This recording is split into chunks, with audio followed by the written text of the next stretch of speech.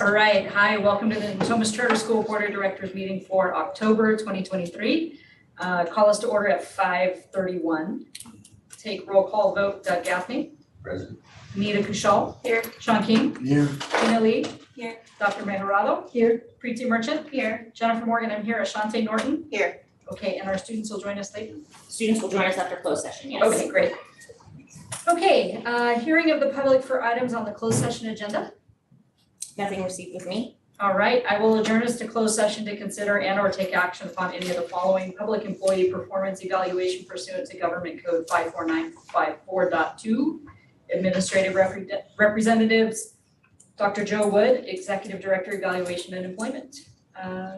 Closing to closed session at 5:31.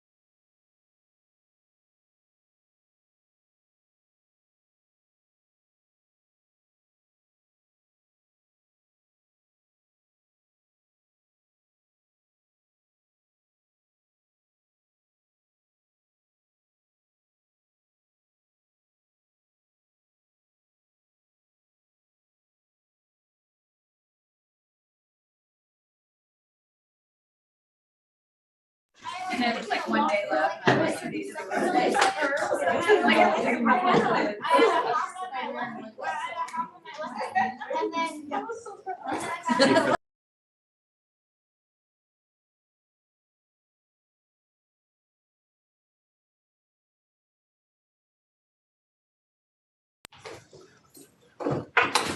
All right, welcome back. I will reconvene open session at 6:21 PM. No action taken during closed session. Ms. Morgan, for the record, I'd like to state that our student representatives are all here. Okay, great, thank you.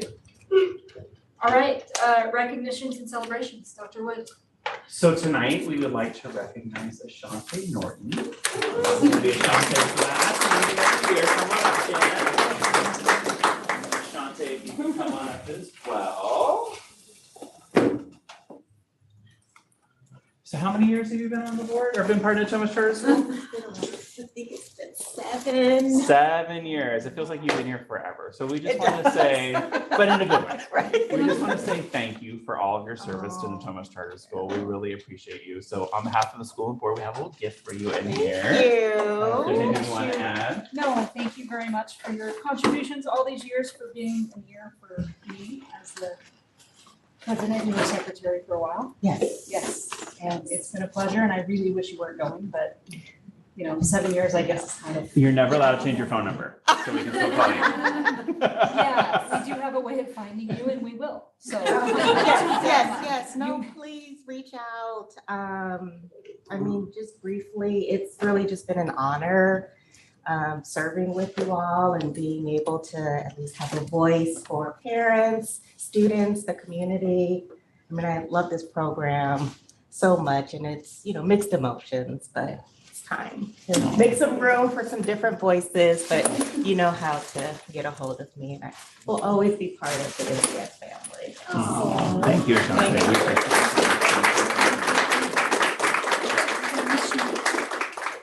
And just do a quick photo of the three of you. Okay, all right. Well, should you open this? I want to see. You did a good job.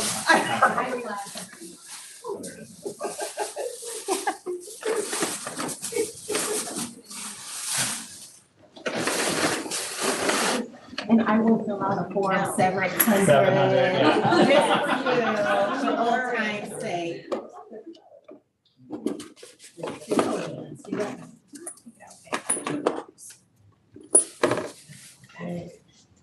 Now we're done.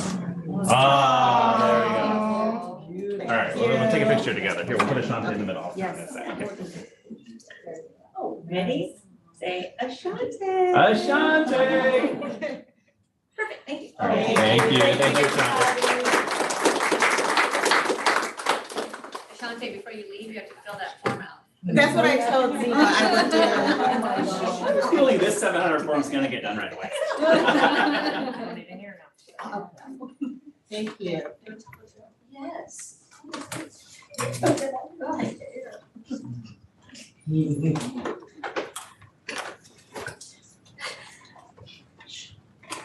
All right. Next up, hearing of the public for items not on the agenda. Nothing received with me. Let me just check the. Nobody. Okay, hearing of the public for items on the agenda. Also nothing received with me, no one online. Excellent. Next section, student information update, Diego from Early College Academy.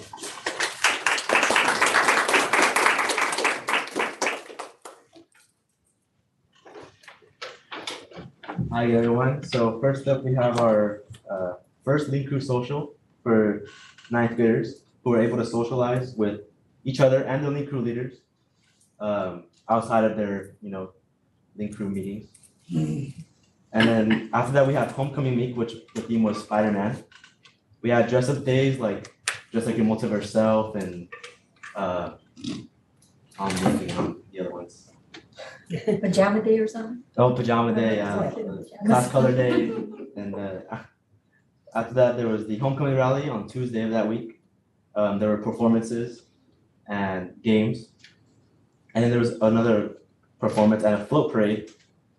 ECA won this year, and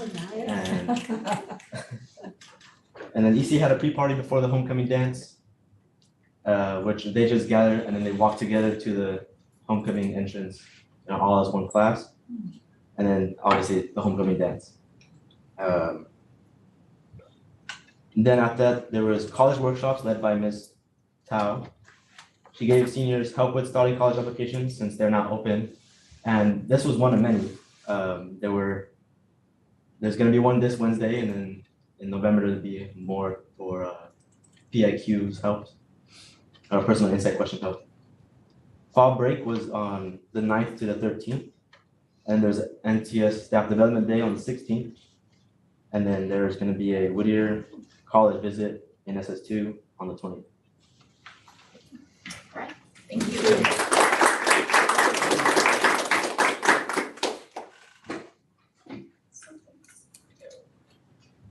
All right, next up, Leading Edge. Is it Kaya? Kia.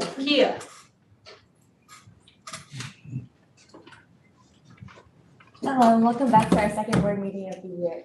So starting off with our school culture, we have ASB, our first Spirit Week of the year. And ending that week off, we had our first rally as well with the theme Nights Unite. Then talking about Spirit Week, we also had our art club for Leading Edge do some face painting all the days of Spirit Week. It was so much fun and a great way to have students get excited for our first Spirit Week. Then we had our second Learning Lab Selections Go Out, which is basically an elective that we do for 30-ish minutes on Fridays. And lastly, for school culture, we have ASB elections were held for president, vice president, treasurer, and secretary. These elections have been, they were voted for, and the students are now playing their roles in our ASB community. For recent events, we have on September 28th, the JV volleyball and flag football team won their last games of the season, which is a great way to end off their seasons on their first year here at Leading Edge. Varsity championships for flag football and volleyball were on the I believe, 28th, I think, and they were held at the Natomas High School, and we both won flag football and volleyball, and it was a really fun way to end off our season as well. First cross country meet was on September 22nd. Boys won the NUSB championships on the October 6th. Cross country is a club for both PFAA and Leading Edge. It's a great way to combine both of our communities. And September 11th through 15th was Suicide Prevention Week, making sure that all students know a safe way to make sure that they're feeling safe and others around them are as well. September 13th was our first media team video that was released called Lunch. And finally, for academics, first report cards went out on the 15th of September, and Parent-Teacher Conferences Week was the 25th to the 29th.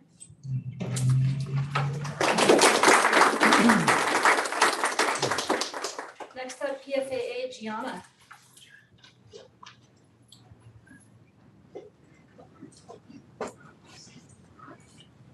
Hello everyone, I'm the PFA representative. My name is Gianna. So starting off, we had our One Voice Yellowstone trip during fall break.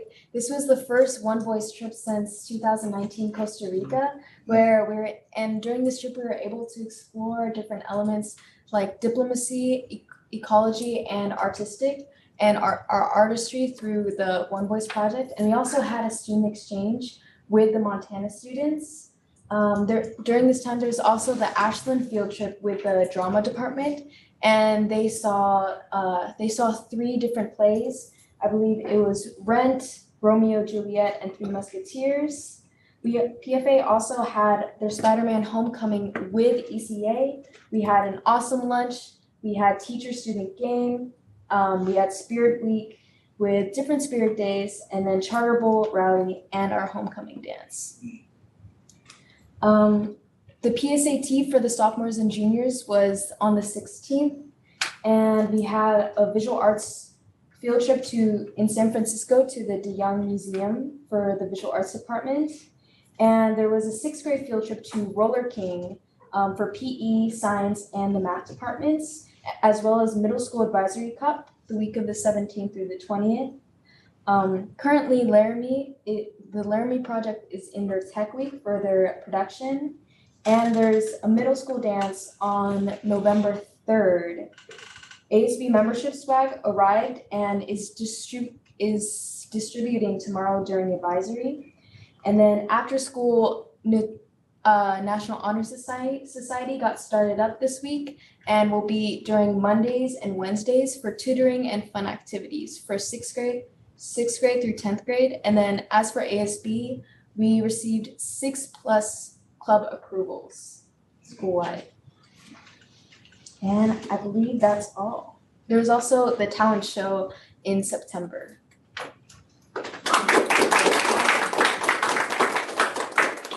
Okay, PAC, Alani.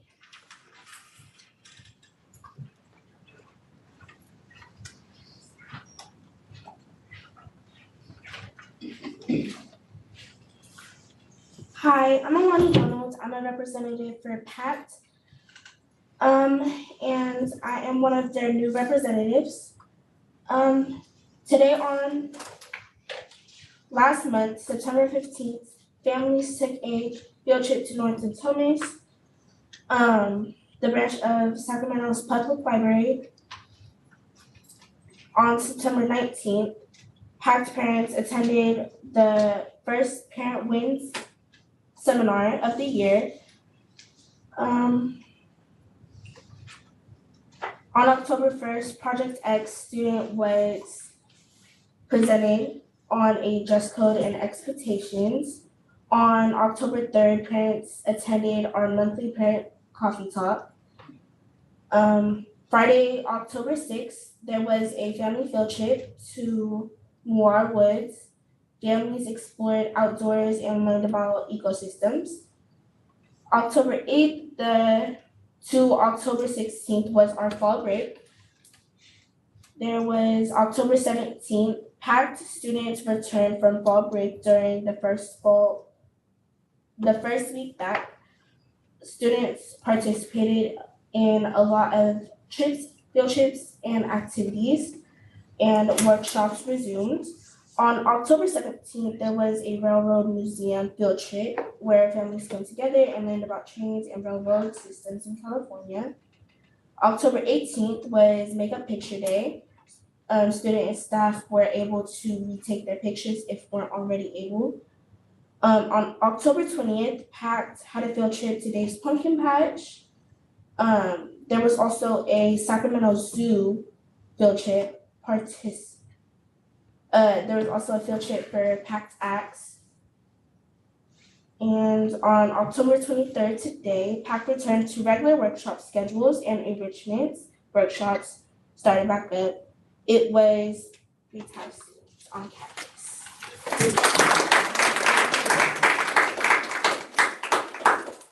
Okay, next up, Milo for Star Academy.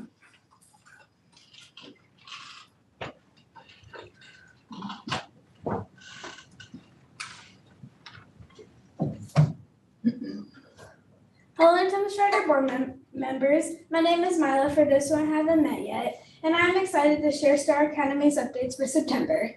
My first update today is we had enrichment classes that started the week of September 11th. Our enrichments are art club, yoga, glow girls, take, bake, and make, improv with Mr. Fassler, and much more. This is a great way for students to learn new skills and have fun.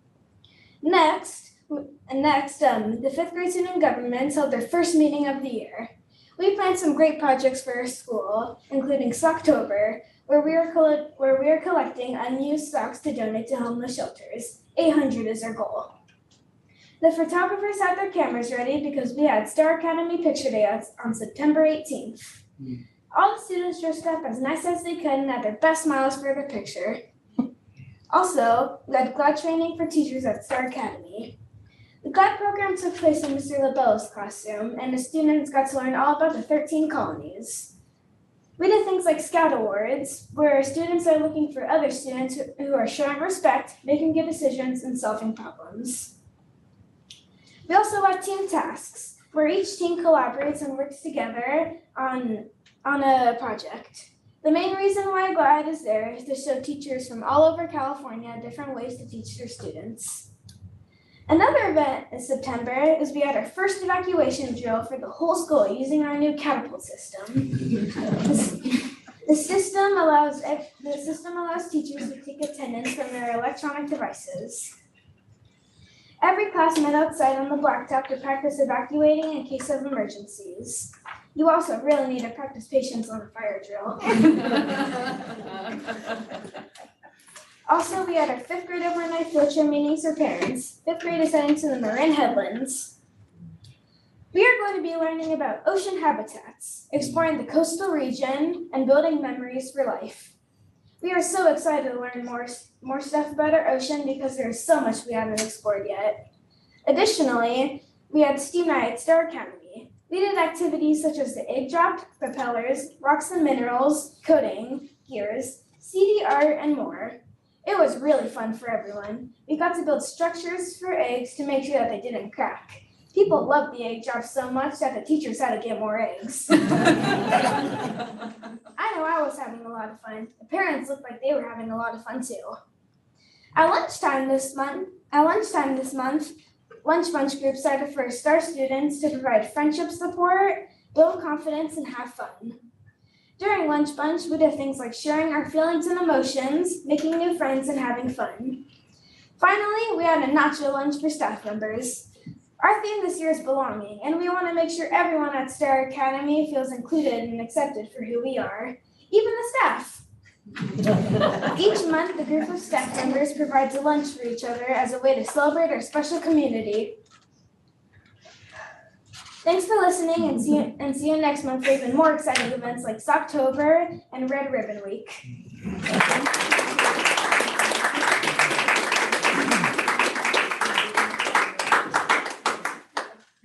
All right. Thanks to all of our student representatives for your updates. Please, you are more than welcome to stay, but please feel free to go home and do your homework. Or watch a 49er game and cheer for the 49ers. No.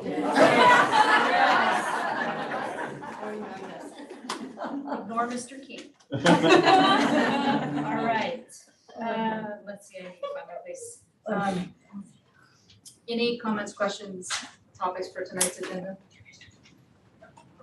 All right. May I have a motion to approve tonight's agenda?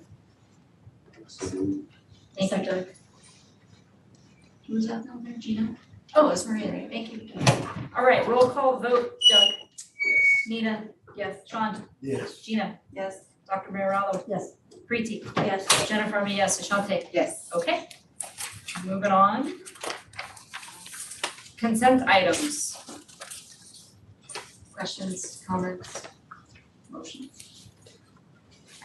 May I have a motion to approve tonight's consent items? So moved. I'll second. Roll call vote. Ashante? Yes. Jennifer, I'm a yes. Preeti? Yes. Dr. Mayorallo? Yes. Gina? Yes. Sean? Yes. Nita? Yes. Doug? Yes. Okay. Preeti, that was you for the second? No, that was me. Anita? Okay, action item number 1, approval of second reading and adoption of board policy 5145.31, equity and access for LGBTQ+ students. Dr. Wood. So tonight, we're bringing back to the board for a second read, the board policy 5145.31. If you look at the text before you, the only additions are the words in red, which was language provided by the board either last month or via email since our last meeting together. Can you answer any questions? Okay, may I have a motion to approve? So moved. Gina? I'll second. Preeti with the second. Roll call vote. Mr. King? Preeti? Yes. Doug? Yes. Jennifer, I'm a yes. Nita? Yes. Thank you very much. Ashante? Yes. Gina? Yes. Dr. Mayorallo? Yes. Okay. Next one, approval of second reading and adoption of board policy 6153, school-sponsored trips. Dr. Wood? So similar to the policy we just approved, this is a new policy related to field trips, aka school-sponsored trips. The only additions are the text added in red. And this particular policy, if approved by the board tonight, the next phase in the process will be updating all of our field trip permission slips for all 5 academies so that they match this language. Questions or comments? May I have a motion to approve? Thank you, Doug. Second, I'll second. Preeti. Roll call vote, Doug. Yes. Nita. Yes. Sean. Yes. Gina. Yes. Dr. Marinata. Yes. Preeti. Yes. Jennifer, I'm a yes. Ashante. Yes. Okay. All right, third time's the charm here. The board policy 6163.1 library and media center policy, similar as to before. Any changes since last month are in red. All right. May I have a motion? So moved. Second, I'll second. roll call vote. Ashante. Yes. Jennifer, I'm a yes. Preeti. Yes. Doctora. Sí. That would be a Yes. yes for Maria. Gina. Yes. Sean. Yes. Nita. Yes. Doug. Yes. Okay. All right, more fun stuff. Approval of Board of Directors parent representative term renewals. Dr. Wood. So it's October, which is our annual time of year where we as a board update our board of director renewals. So the first one before you tonight is to extend Priti and Anita for another 2-year term as parent representatives. So Priti is the Star Academy parent representative, and Anita will be the Leading Edge Academy parent representative. For this particular action, Priti and Anita cannot vote. I don't have to remove. May I have a motion, please? So moved. Second. Thank you, Gina. Thank you, Doug, on the second. Roll call vote. Doug, Yes. Sean, Yes. Gina, Yes. Dr. Mayorado, Yes. Jennifer, I'm a yes. Ashante? Yes. Okay. All right, same item, community representative term renewals. Yes, so similar to the one before, we're renewing Dr. Maria Mejerado and Sean King, both as community representatives with 2-year terms. Excellent. May I have a motion? So moved. May I have a Second. Okay, thank you very much. Roll call vote. Doug? Yes. Nita? Yes. Gina? Yes. Preeti? Yes. Jennifer, I'm a yes. Ashante? Yes. Okay. Did you get Nita? What? Just wanna make sure. Am I not bright enough sit next to you that you can't see me? Approval of non-site-based parent board representative, PACT and ECA, Dr. Wood. So we would like to welcome Mallory to the board this evening. Mallory not only is a parent, she's also an alumni, so that's kind of exciting as well.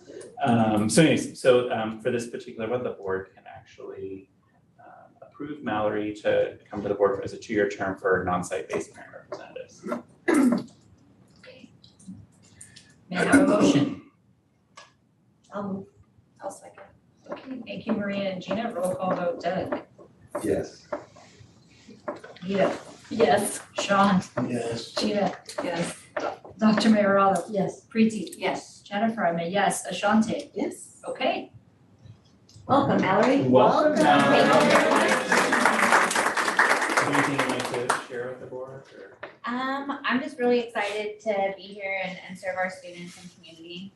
Look forward to doing as much as I can and learning as much as I can. It's nice to have you back. Yeah, That's yeah. very cool. All right, next up, enrollment report, Dr. Wood. So for our first report tonight is just our monthly enrollment report. This particular enrollment report also has our CBEDS census information. So CBEDS is the first Wednesday in October. It's the census date by which all of our school funding is based for the year. So if you look, the first column is that what our projected enrollment was as an adopted budget in June.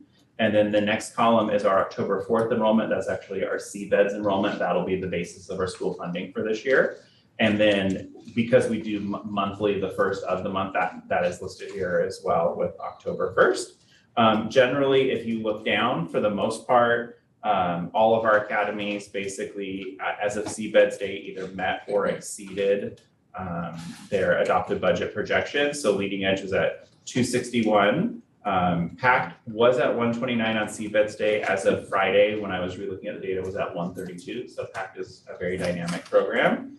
PFA is currently at 761. Star Academy is at 600 as of today, and ECA is at 115 as of today. So throughout the rest of the year, I imagine Leading Edge, PFAA, and Star Academy will stay at the numbers. As we all know, especially those who've been part of the board for a while, PACT and ECA can go up, they can go down. They're a little bit more dynamic with enrollment tend to increasing at the beginning of the semester and then some decreases throughout the semester. Thank you. Any questions for Dr. Wood on the enrollment report?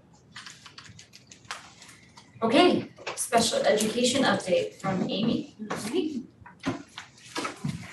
So good evening, I'm Amy Kaler, the Special Ed Director. I don't know you, and I will be presenting, are you gonna put it up? Okay. The Inclusive Ed update for this year. I'll wait for Ziva, sorry. It's okay. It's all there.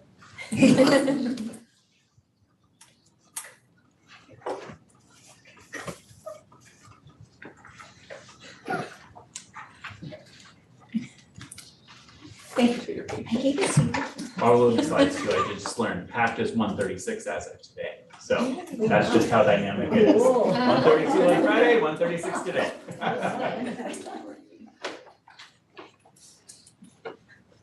There we go. All right, we can go to slide 2.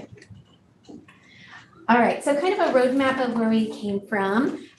In 2019, we took over SPED within NCS, and so kind of going through, we got it here, we were taking it over, and then COVID hit, and we kind of going through COVID for about 2 years with being out, and then it came back in August of 2021, 2022 school year. And the department was trying to find their rhythm of what was going on and what they're doing. And then going into last year, they were refining and evaluating. And then this year we had some staffing changes and other things. So I would say we're kind of resetting the department and then refining what we're doing and codifying our practices for moving forward. And then who's on our team? So this year we have 7 ed specialists. We have 18 paraprofessionals across all the sites, 1 behaviorist, and then 3 RBTs, which are registered behavior tech who work under our behaviorist. And we have 1 more coming soon that we're excited. Hopefully he passes this week. We have our speech team. So we have 3 speech pathologists and then 2 SLPAs who function under them, helping serve the minutes. 1 occupational therapist, and then we this year have navigated some interesting staffing, and so we got real creative, and we were slated for 1 TOSA, but we just ended up getting a 2nd TOSA, so teacher on special assignment. So that's an ed specialist that is credentialed who is also helping with our program and what we're doing and helping with some trainings and that, which we're very excited about. And then they're carrying a small caseload. And then we have our SACE data specialist and then myself. And just to give you an idea about how much we're contracting for people-wise, one of our psychs is contracted. That person is between STAR and PACT. And then we have 2 ed specialists we're contracting for, our OT we're contracting for, and then about a 1.5 position that's between 3 people for speech. And then some miscellaneous stuff that is on an as-needs basis. Right?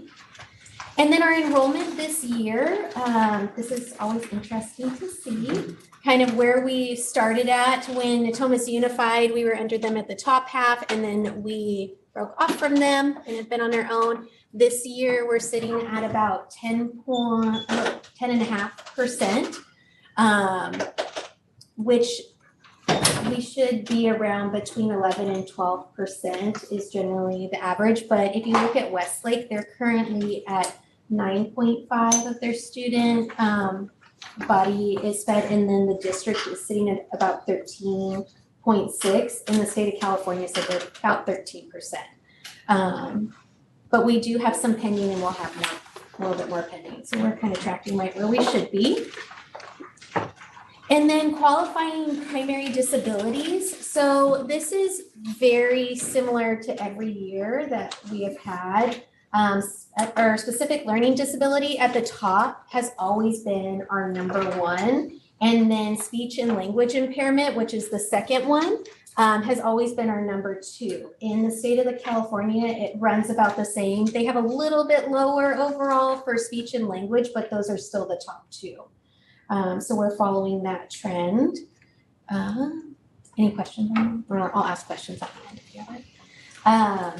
And then going into this year, kind of what are we doing with that reset, refine, and codify? So this year I came in, or at the end of last year when I was coming in, I met with every individual person who was in this department and kind of talked to them to see what we were doing. And so I came up with our focus, which is to build a cohesive department by taking all the best practices and resources built up over the years and codifying them to ensure every student is successful while also ensuring legal compliance through the support of our Sacramento County SELPA, who we work with. And it was really important that I honored the work that had already been done, but codifying, because one of the biggest things that I heard was the inconsistencies across the different campuses and feeling like it kind of worked against each other instead of working together and building a strong system. So that's really a lot of my time is being spent doing that. And then this picture over here represents kind of what we're implementing this year. So co-teaching in math, we made a decision as a team at the end half of last year to do a big push and focus on co-teaching in math, since that is our area of focus based on all of our data. I feel like it's every different piece of data that we have. And so this is a picture in our middle school classroom. You can see Mr. Oreo, and then our ed specialist is right back here in the black shirt. It's right there. And they are co-teaching in this math class, and it's going very well. Our middle school students have expressed their enjoyment of math now, and they actually are saying that to the teachers in there. They feel like they can actually do math and that they're good at math. And they're supporting each other. So they're taking ownership of what they're doing. And that really stood out as to the team, why it was worth doing what we're doing. Because co-teaching was a little bit of a hard sell at the beginning, but they're making a difference and they're seeing that and hearing it with the students. So that's exciting. And then at our elementary programs, we are co-teaching in multiple different subject areas too. So math is included, but also writing, language arts across the board. And then trainings that we're doing. We had 3 of our ed specialists that went to GLAD training, and GLAD training is something that we do or have done over at STAR and at PACT, but it's really best practices for teaching. And so trying to empower our ed specialists with the best tools that they can have to be successful in supporting in the classroom. And then overall, our team has attended responsive classroom training with our gen ed teachers. They have been participating in math trainings, whether it's CPM for the middle school and high school or Ready Classroom Math for elementary. We had 2 RBTs get certified, so those registered behavior techs, which is exciting to help support. And we have that one more coming. And then we've been doing some parent RBT training with the TOSAs and our behaviorist, and that went really well, and we'll continue to do that ongoing this year just for how to best support our students, what it looks like to support in the classrooms, and once again building their tools and knowledge so they can find success. And then overall, just additional actions that have been going on. Staffing seems to be never ending, so staffing is definitely an ongoing thing. Professional development between the SELPA, other opportunities that are out there. Our staff overall has gone to quite a few things already this year and continue to encourage them to do that. Auditing for both compliance and auditing to see what systems and structures we need to put in place. And then building out our continuum of services with our partnership through the Sacramento County SELPA to ensure we're supporting all of our students, even if it might not be on our site, but doing what's best for them. Any questions? No questions. Okay. Great.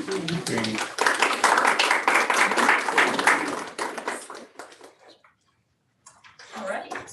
Thank you, Amy.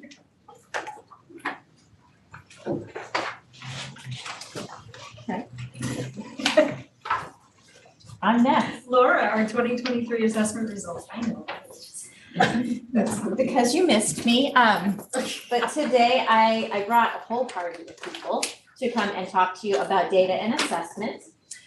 So we'll have our wonderful principals up in a second. So last meeting, we looked at the overall CASP scores for Natomas Charter School.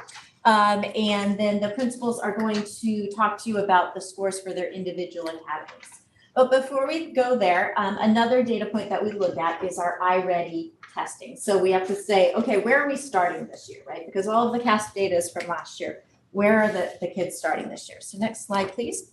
So this is our iReady reading results. So the students in grades 2 through 8, and then some different grade levels depending on when they do it. We don't test kindergartners in the fall.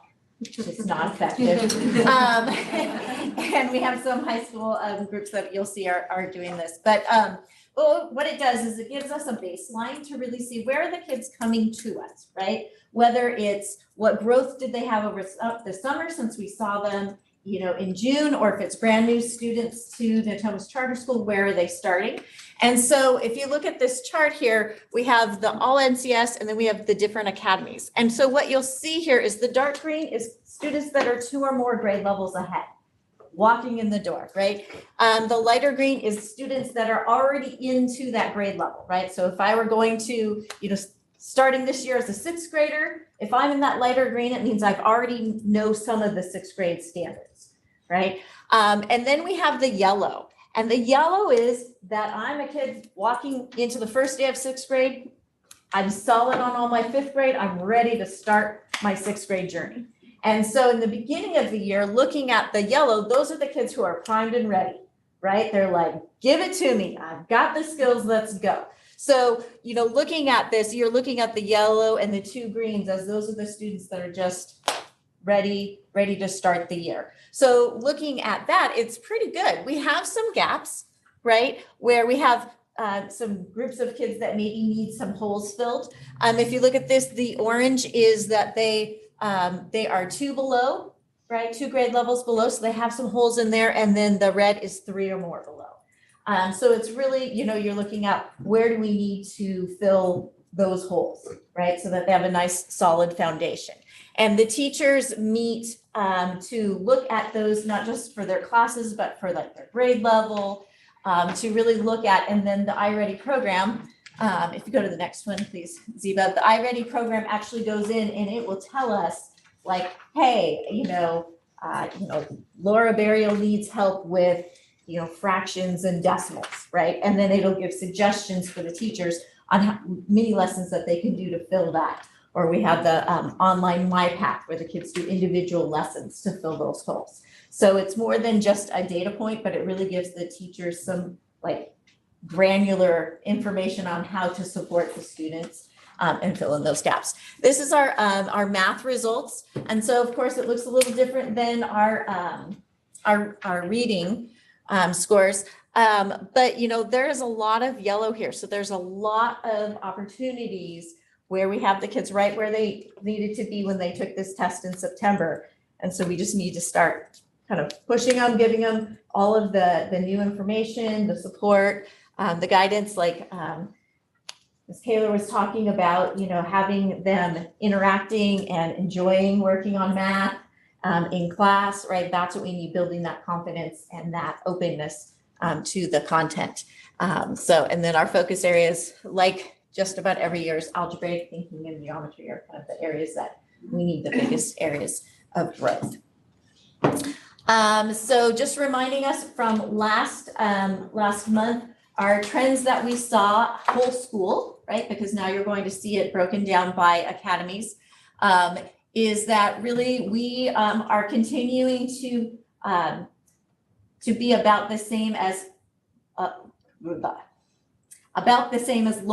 local schools. Everybody's just kind of middling with little tiny peaks and valleys in smaller parts. But we saw some growth in some areas in English language arts in a couple of grade levels. And then, of course, growth in our socioeconomically disadvantaged population, which is fabulous. And then in inclusive education, but we are still seeing in math some really concerning areas and some drops. And so that's why we're so focused on math. And then we are still seeing gaps and lagging with some of our subgroups. So you'll see more definition of that as the principals come and share about their individual academies. Next one. And then I want you to think about also, which we shared from last time, is, and the principals will get more into this, is the next steps, right? We are making sure that we're always proactively identifying who the students are that need the support and giving it to them. We're doing some intervention and support. We were just talking with the principal team today, talking about how are you supporting everyone with your universal tier? How are you supplementing for students that need a little help? And then how are you really getting lots of support for the students that need a lot of help? And then, of course, aligning our resources, which many of you were part of the strategic plan development last year, and making sure that we're spending our money and being fiscally responsible for supporting the students. So math is our number 2 strategic area. And so that's where you'll see we're doing a lot of professional development. We're doing a lot of curriculum, personnel, giving teachers time to look at data and collaborate. So lots of things. All right. So with that, I would like to invite Ms. Wilson up here to come talk about Star Academy.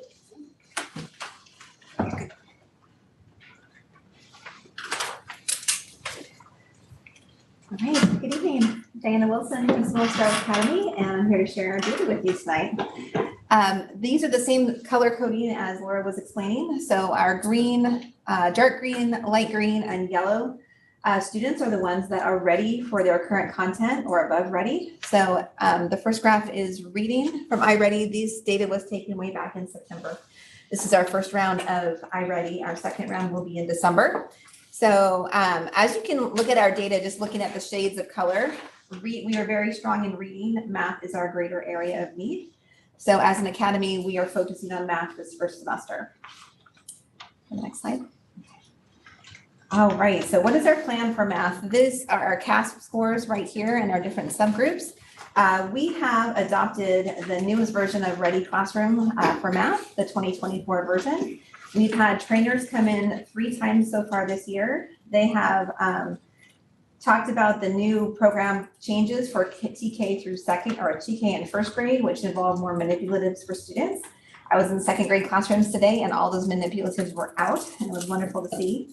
They came in during one of our MTSS days and talked about the prerequisite reports. So let's say a student is below grade level in math. A teacher can go into their assessment data and look at the prerequisites they are missing. They can click on that standard and have a complete lesson already out for them and ready to go. That means teachers can pull small groups of students, give them exactly what they need and what they're missing to be able to move them into grade level content. So that was a big hit, that report. The program also has projection reports on how kids will grow and learn throughout the year, correlated to our state assessments as well. So we can kind of keep an eye on that. And the most recent professional development day, our math trainers came in and did sample lessons for our teachers. This is how the ideal lesson should work. Walk them through that at different grade levels. And they also taught them where everything is. So this program has everything digitally. You can reference it, you can pull it, you can use it as is, or you can edit it. So it was really great. It's all electronic. It is all there for them. It is all ready. So they had a chance to be directly taught in the morning, and then the afternoon time they got to spend with the trainer learning how to use it all and pull it all and plan their next lesson. Our first round of plan, do, study, and assess cycles are going to be focused in math. So teachers have already chosen their math goals and they'll be working on that through the end of December. And at Star Academy, we have What I Need time. It is time dedicated every day where teachers do differentiated instruction based on their data. So they have typically a group that's at grade level or above, a group that's on target, and then an intervention group that's needed as well. They all share students, they all switch classrooms, and they get what they need. That's why it's called win time. CAST data, we went into a deep CAST data dive during one of our MTSS days. And the message of that day was, it's not just third, fourth, and fifth grade that matter for CAST. It's all of us, right? We start at TK and we go all the way up. Every teacher, every grade, every student needs to master those standards at that grade level in order to be successful in third, fourth, and fifth grade. So we dove into that data and celebrated that. Our scores looked great for the most part, and we were very proud of that work. And MTSS meetings, we have them every single week during student special time. I get about 40 minutes with every single grade level team. And we talk about each and every student. We look for instructional data trends that tell us what we need to be teaching. And then we talk about our students that are struggling. So all those students you saw a couple slides ago in the yellow and the red, not the yellow, the orange and the red, we talk about them and we develop instructional plans for them so that we can make sure that we are meeting their needs. All right, and ELA CAST, about the same plan, a little less detailed. As I mentioned, math is our greater need right now, so we are focusing this semester on math. Next semester, we'll be using our PDSA cycles to focus on reading and the science of reading with our ELA TOSA. But the same, focusing on the science of reading next semester. So we're excited about that work, but those are the same strategies as in math, but a little less. We also have some training that we already paid for with Ready Classroom, and they can work on reading with us as well. So we'll be doing that work in the spring with our trainers. And then the last slide, our subgroups, and what is our plan for addressing our subgroups? Our socioeconomically disadvantaged students, we have a program called, as the state does, Expanded Learning Opportunity Program, which extends the school day to a 9-hour school day, where we offer enrichment, and we currently have our academic classes up and running for that program. So our challenge is to get more and more people interested in that. So we are looking to target our times a little differently to see if we can draw more students in for that next semester. But it is going strong right now, and they're in their first cycle of classes. Our special education, we have 2 ed specialists at Star Academy, one for TK through 2nd grade and one for 3, 4, and 5. And they push into the classrooms to co-teach with our general education teachers. So 100% of our students in our special education program or special education services are in the general education classroom receiving instruction from 2 teachers along with our paraprofessional support. English language, we'll be working with our TOSA, Alyssa, to come teach us next month about designated ELD instruction for our elementary school. So she'll be giving us strategies that we can use tomorrow at that time. And then our RFEP students, our incredibly strong students who know more than one language are just doing so well on our state testing that we need to leverage off them. And we are looking to draw them into our ELAC meetings, or as we call them, our Parents United. So we're working at that. STAR will be hosting those meetings coming up this year. And last but not least, our African American population, I will be working with a local Natomas parent group and collaborating with them to try to meet needs of our students and join the DEI committee and would like to focus, do some focus groups with our families.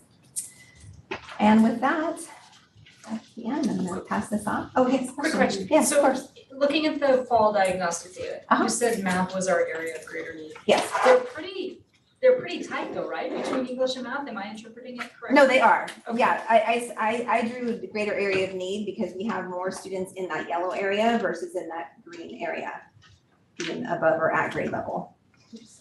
I see. Okay. All right. So you carved out the yellow. And then on the graphs earlier, we weren't, right? We were keeping yellow and green together. Yes, it's Okay. just, I got it. there's so, she's looking more at the orange and red and saying Yeah. that there's more orange on the math than on the reading. Yep. And so, Sure. Okay, cool. Thank you. high standards at Star. Okay. One quick question. Oh, Diana, Oh, Shante. I'm sorry. I'm just ready. You go. I just wanted to get a little bit more information about with the iReady program, and you identified that there's some new features that the teachers learned about. Oh, the Ready Classroom? The Yes, Ready, yes, the Ready Math, projection yes. reports, and then I think doing the sample math lessons. Yes, the new adoption that we did, the 2024 version of Ready Math, has more manipulatives available for TK through 2nd TK first and first grade. So they got training on that right before the school year even started, before the first day. And so are those tools that the teachers use? I guess I don't Yes, understand they are. They're the hands-on words. math. So like, Okay. you know, you have a kindergartner and they just started school and they see these symbols as numbers. Those numbers come in the form of manipulative. So what does 5 look like? What are 5 things? And they have all these different manipulatives like counters, bears, ducks, farm animals, all these things that come out to make math more tangible for that age group.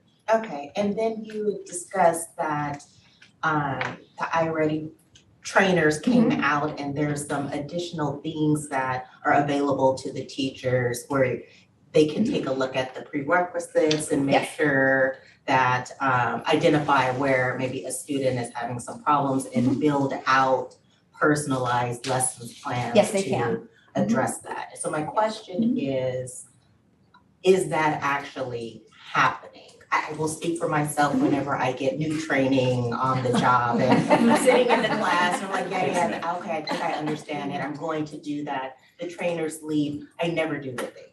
Right, I have had teachers say that they love it and that they are using it, so I do believe it's happening. We also discovered that we can assign lessons directly through the iReady program that's on their Chromebooks. So a teacher can take it and deliver a lesson personally in a small group, or they can also assign it through iReady to use it there. So yes, when the trainer came on this, whatever day that was, October 16th, that was the purpose of the afternoon, was to give teachers time to make those plans to do that and start doing it with our trainer in the room so she could help them do it. Okay, so my final ask, because you will not see me next month. So I just want to say all the things before I go, is that I just want for there to be some level of check-in from you or some accountability to make sure that all of these extra things are actually happening across all the classrooms. Because you may have one teacher who's like, oh, I'm all into all the extras, and maybe some other instructors who are like, oh, I'm not so sure. So I just want to make sure that the students are getting the benefit of all of the extras. Absolutely. I have this great dashboard. I can see it all and look at it all, and it's wonderful. So absolutely, there's no use having the tools if they're not being used. Right. Okay. I agree. Thank you. Thank you. Can I add to that, Ashanti? Is that we in our meeting today, we were talking with all the principals about math, and so over the course of the next month, they're all doing observations and walkthroughs through the math classrooms, looking at the win time, so the intervention that they're doing, looking, at like the co-teaching is happening with the special education, going into the classrooms, and we all have the same tool that we're using as we're going through, and then we're gonna come back together in November and talk with the TOSAs about like what did we see, what's happening, what's not, just to know like where do we need to add to that training. So yes, we have a plan in place. Yes. Thank you. I still have a follow-up question from when you were presenting about having specific student information where they go into iReady and if they need to work on something that they're need to work on. Yeah. Has that started yet, or is that something that's been gonna Yes, start? that's the iReady MyPath. So based on their diagnostic, the system pulls what are the things you need to work on. And then the students should be working through that with their teachers. And sometimes teachers do it where it's like one of the rotations, right? Maybe during the win time, everybody's doing MyPath and this group of tables, and people are doing manipulatives over here, and then these kids are getting the teacher time, and then they rotate so that everybody gets all 3 of those things. Other times it's like a set time where everybody's working on it. But yeah, they should all be working on their MyPath, and we can actually see how much time the students are spending on it, how many lessons they're passing, what's the passing rate that they're on, and actually if they do a lesson, it has like a little video lesson, and then they take a little quiz, and they can have 2 chances to try to pass the quiz, and if they don't, it actually stops them and notifies the teacher so that the teacher can then, like, okay, that, we need more, and so then that's where the teacher can pull them into the win group or the differentiation and sit down and say, okay, let's look at this a different way, to try to help them. So yeah, it's a very amazing system. And I think especially at Star Academy, a lot of the teachers are pulling from that data to set up their WIN groups. It seems like there's been quite a bit of improvement in how to assess the iReady Yes, yes, results. yes, yeah, we're definitely working hard on it. Yeah, and that's for math and ELA. But Yes, yeah.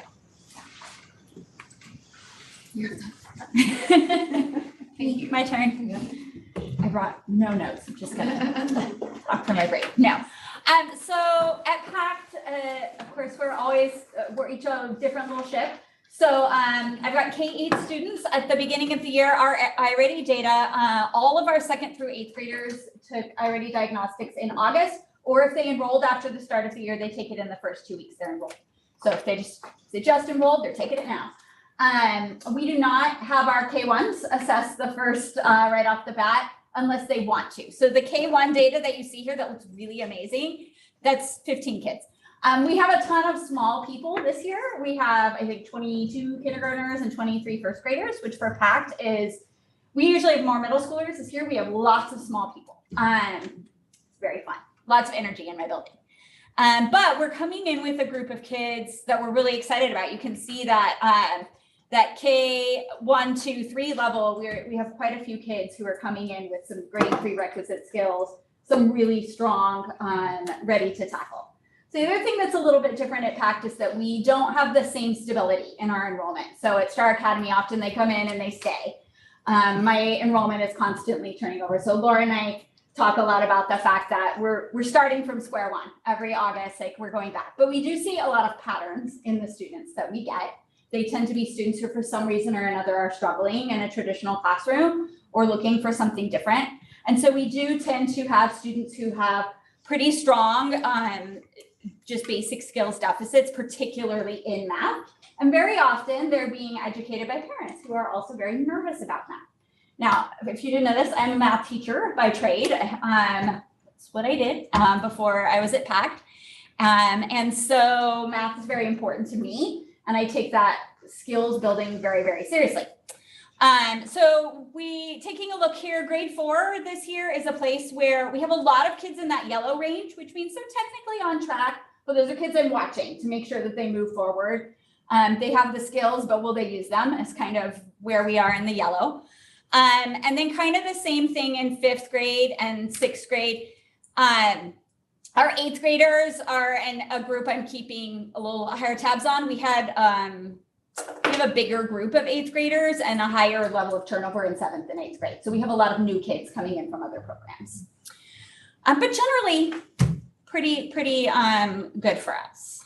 All right, this is reading. I don't want to spend a whole lot of time reading that to you, but kind of similar things, but we tend to have more reading skills. Again, that 6th grade group is a group I'm really, really looking at as far as what skills they are. But if you look at the numbers too on the bottom underneath the bar graphs, that's actually numbers of students. So our population sizes here are very, very small. When we're looking at that 6th grade bunch, it's a total of 10 students. So, 3 kids makes a huge difference there. But some relatively strong foundational skills, particularly in our primary students. All right.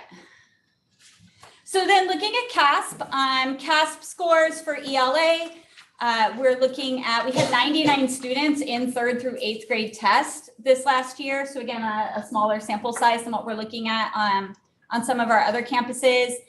But where we're really paying attention, we do have a pretty significant percentage of students with IEPs. The Natomas Charter School average was, I believe, 11% of our kids have IEPs, and at PACT, we're sitting at 16. We average between 20 and 25 by the time we take CASP usually. So that's 1 in 5 students. And so that is a really significant subgroup for us.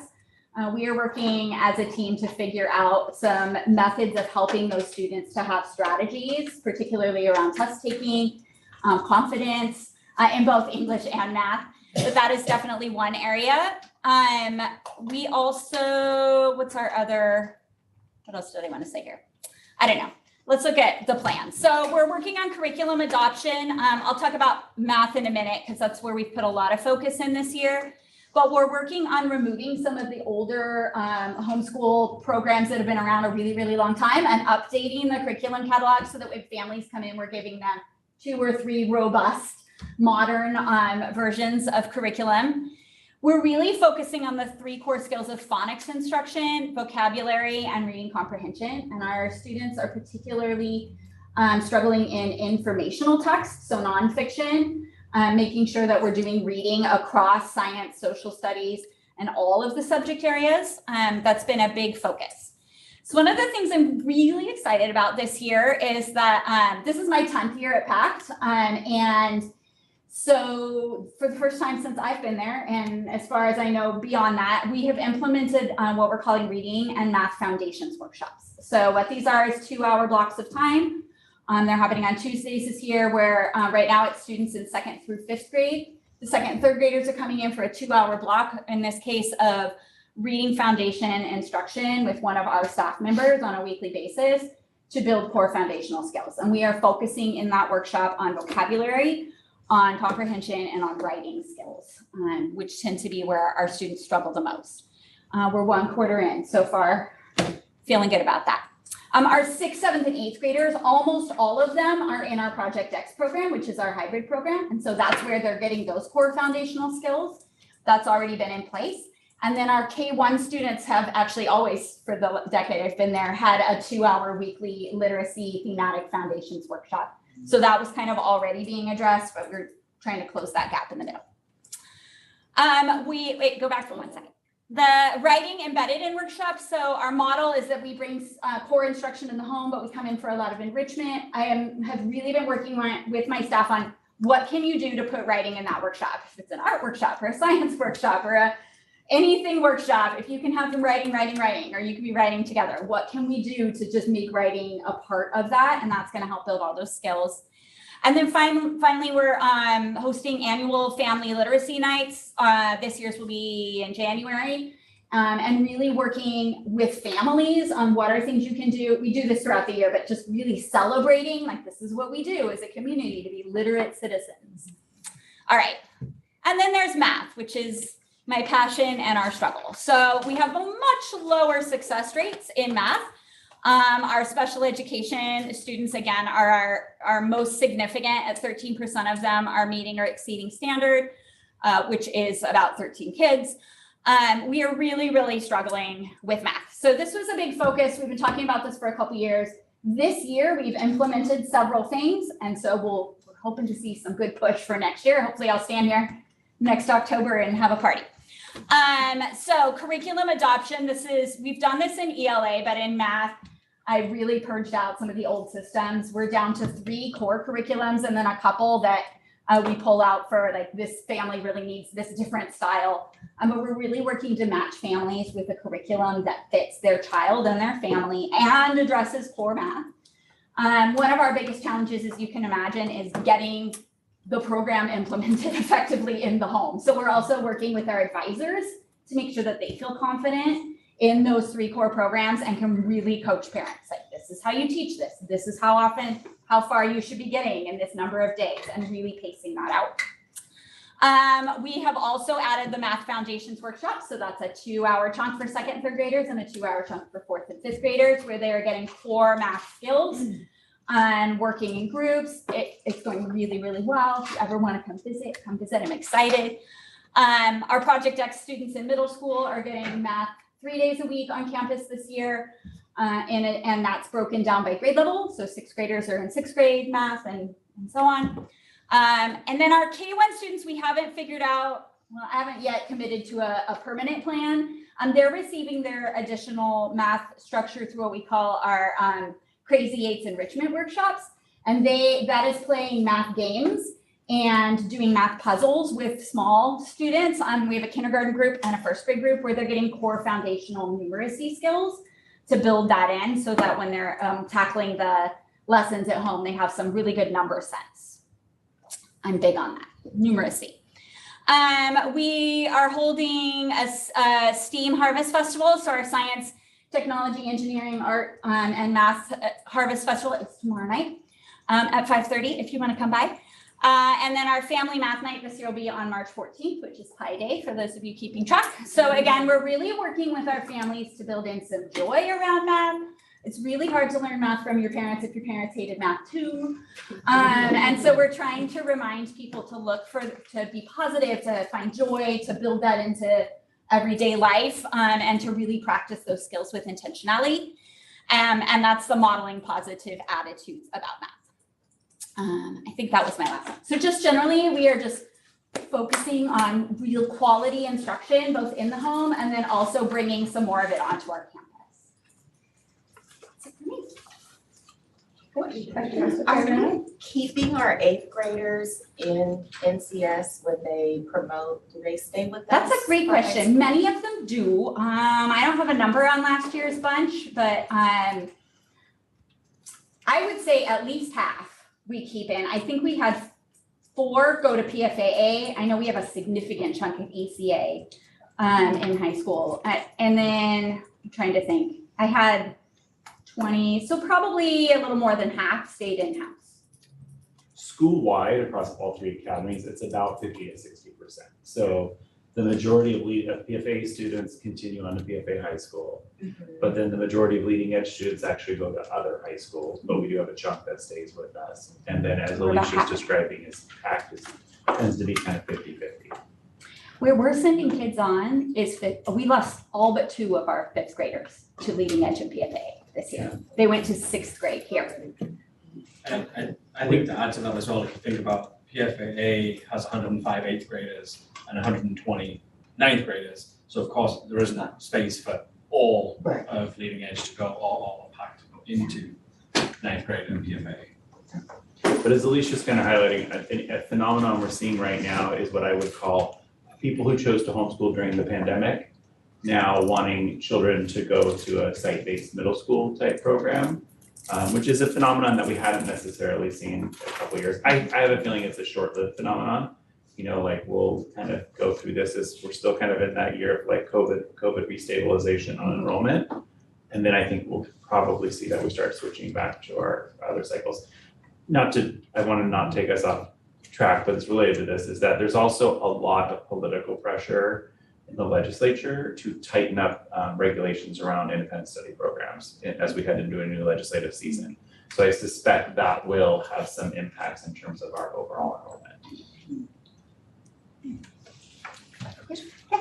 Are the foundational workshops mandatory? They are not mandatory at this point. However, there are some students who have been placed in those. For example, our English language learners have been placed into the literacy foundations work as their English language support, and they were all strongly encouraged and are all attending. Many of our students on IEPs, if it was appropriate to address their goals in the math or the language arts, the literacy foundations class, we placed them into that and are supporting their goals that way so that they're receiving it in a more gen ed setting and less of a one-on-one pull-out situation to allow it to be a little less restrictive environment. But for this year, for our pilot, I was just hoping people would sign up, but they have been full and they have been our best attended workshops that we've had since I've been here. They've been consistently well attended.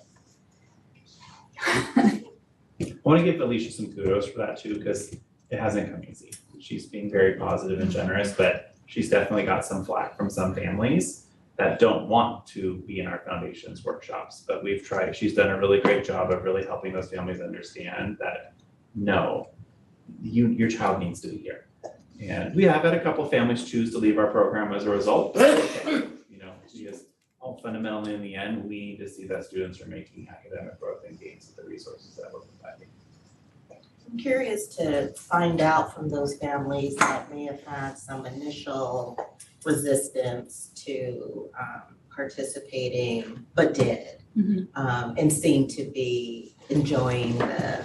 Stay tuned for surveys at the end of this. Yes, what it was that was really, holding them back initially, and then what actually happened in that support system that kind of changed their mind, just so we can kind of use that to encourage. I had one little guy that I'll share before I go. They were like, well, we're not sure. I was like, really needs to came here and just give it a try. And then we were somewhere later and I said, what's your favorite workshop this year? Tuesday Math Foundation. I'm good at math. Yay. So it was a good day. I'll take it. Thank you. I'll leave that.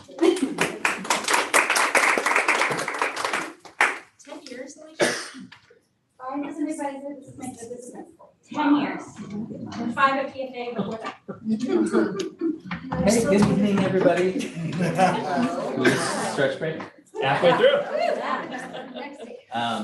It's good to see everybody. My name is Vasa Laptep, and this is my third year serving as a principal at Leading Edge. And of course, Leading Edge is our middle school program, 6th, 7th, and 8th, and we focus on sports leadership and academic awesomeness. And I wanted to just briefly go through our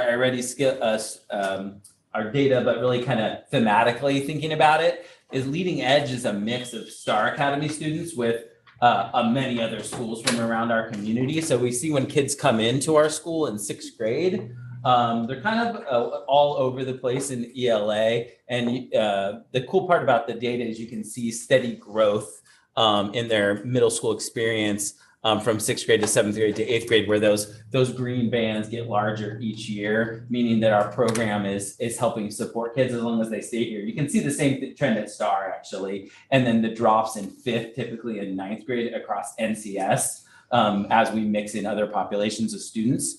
Math, we still have a similar trend, it's just not as significant. And our number one strategic goal as an Natomas Charter School is focusing on math, and that's intentional. And while our numbers look somewhat good compared to the state and the district, they're still not where we want them. We want our students to be excelling in math. So if you go on to the next slide, I'll tell you a little bit about what we're doing in ELA.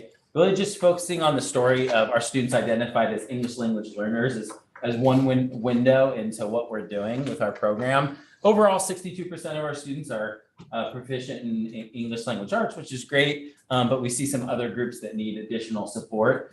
And the state mandates that all students that are identified as English learners get English language instruction, called ELD, English language development. And we've taken that seriously this year, and we've integrated academic language instruction into our bridge model. So that bridge class is that separate 200 minutes a week for students that are in that class. Typically has only been for students served by special education. And one of our TOSAs, Alyssa, said, you know, what if we use that time for English language learners? And those students said they have been pulled from their Spanish class, but it's purposeful, and they're getting an extra 200 minutes of English language development a week. And it's pretty powerful. So thinking about that, we're also continuing to develop our general education practices and having our teachers attend professional developments like Edu protocols and responsive classroom. And then last year we developed a double block of English language literacy in 6th grade. So students are actually getting 400 minutes of ELA in 6th grade and getting a lot of strong literacy skills there. So let's take a look at our math. So math, we did see about a 7% growth in math from last year overall. We were at 35% proficient in math, up to 43 at Leading Edge, which is great. Our teachers were expecting higher based on some of our iReady data, but we are seeing positive growth and things like the adoption of our CPM curriculum and really ensuring that everybody's getting continuous professional development, support from our TOSAs, all those things are helping. We still see some groups struggling, similarly to other academies, other schools across the state, the country. Students identified as English language learners, or our students that are African American in particular. And what we really have, we've iterated on this year is a peer tutoring program that we're seeing a lot of success in. We have 60 students enrolled in an after-school peer tutoring program. They go twice a week. It runs all week, but they go twice a week for 30 minutes. And they got peered up with a tutor. And we're experimenting right now with this Peer Teach program that was developed through Stanford research. And it's a pretty solid program that I think we can maybe expand out to the whole community as we get a little bit more equipped with that. Like I said, and for some of our higher level learners, you know, Leading Edge has typically been a pretty advanced academy, sending a lot of students to IB.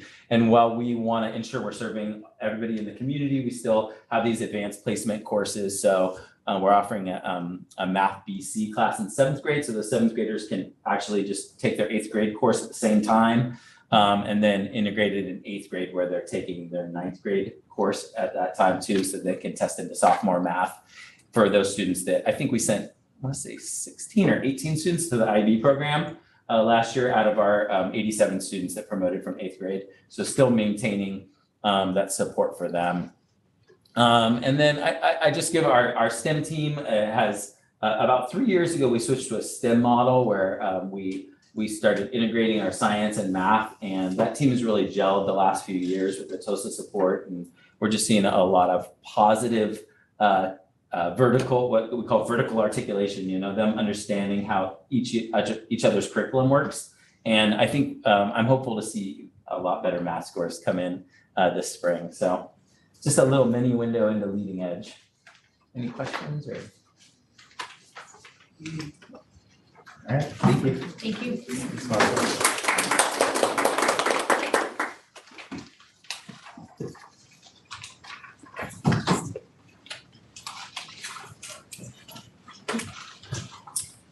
All right, hello everybody. So I'm Gareth Love, I'm the PFA Academy Principal. This is second year here. And I'm here to talk a little bit about the data. So as you can see, and as you can see with the data in front of you, we traditionally have been really strong at the reading area. We saw that kind of continue this year as well. So with the reading iReady, which is taken in PFAA, we do iReady assessments at the beginning of the year, typically the 2nd or the 3rd week. So in this case, it was in August. It was taken so right at the beginning of the year. And then we'll do another round in January as well, so we can get some comparative data. You can clearly see that our major area of growth is going to be math. And I'm going to talk about math and all of the things that we knew that the data was going to show this. And so we already started thinking about preemptively putting in interventions in place at the end of last year. And I'm going to speak to you a little bit about what all of those are and what that looks like. One thing I do want to point out is, because everyone's mentioning the incoming 6th grade class this year was incredibly strong. We're excited about that future. If you look at all of the data shows that is a really high achieving class. So we're looking forward to that. And then I'm not going to shy away from the biggest red section on our data is actually the 10th grade math data, which is the 39%. Why I'm actually pointing that out to you, you might ask, why is he showing me the biggest red piece? Is because, again, it's not a surprise. That data has been a trend consistently across that cohort as we've been tracking it, and actually has really served us well in the sense that that's where a lot of the interventions and a lot of the pieces we've added are focused. And so the result of that tracking has been the focus of some of these math interventions that I'll talk to you about in this next slide. So actually, can you go to the math? I thought math was coming first. That was my fault. Thank you. So this year in PFAA, we actually have a pretty much entirely new math team. So we had 4 members of the math department leave last year out of 5. So you can understand that this year our focus is on bringing that stability and that cohesion. But we're actually looking at it as an opportunity to kind of reset in a way of kind of looking at what are our best practices? How can we make that team really, really strong from the beginning? So we've already had many meetings around that team element, and looking at the curriculum we're using, making sure that the practices that the teachers are using are all similar or the same, depending on middle school and high school, and giving them all CPM training. So every teacher has come in already had 2 full training sessions with CPM and with the CPM trainers that have been coming over to PFAA. They've had PD sessions with our wonderful math TOSA, Miss Selby, on creating these cohesive assessments, looking at cohesive rubrics, collaborative rubrics, and grading together. So trying to establish norms and grading across all of the grade levels. As Ms. Kayla shared with you, we introduced a comprehensive co-teaching model this year. And that was partly based off some data results from last year. We actually piloted it in 7th grade. Last year, we had 1 math teacher working with an ed specialist. And the iReady results coming just from that and the results of that class in itself was so positive. We expanded and we made it comprehensive across all grade levels and all math levels. So there's at least one co-taught class in every single math level at PFAA. And as like Ms. Kayla shared, the response has been really positive from students in those classes and mainly about the passion for math. It's coming down to the fact that they're achieving success, and even that little bit of success brings that passion for a subject. So they're enjoying it, like the students are enjoying the model, and we're looking forward to seeing further data, because this obviously is a snapshot of today, but what we're looking for is what does that look like across a semester, what does that look like across a year, and what does that data show us across that amount of time. We have now a dedicated math intervention course. So actually the intention of that math intervention course is looking at the students in 10th grade, in 11th grade, and really making sure that we are hitting everyone's needs in regards to the graduation requirements, so making sure that all students can succeed with 3 years of math at high school. So any students who are struggling in those higher level math classes, because we often think about intervention as students with foundational skills, but in this case, we are pinpointing those students who really need some extra support to get to that graduation point. And so we're able to graduate with all the required math credits that they need. We've, as a result of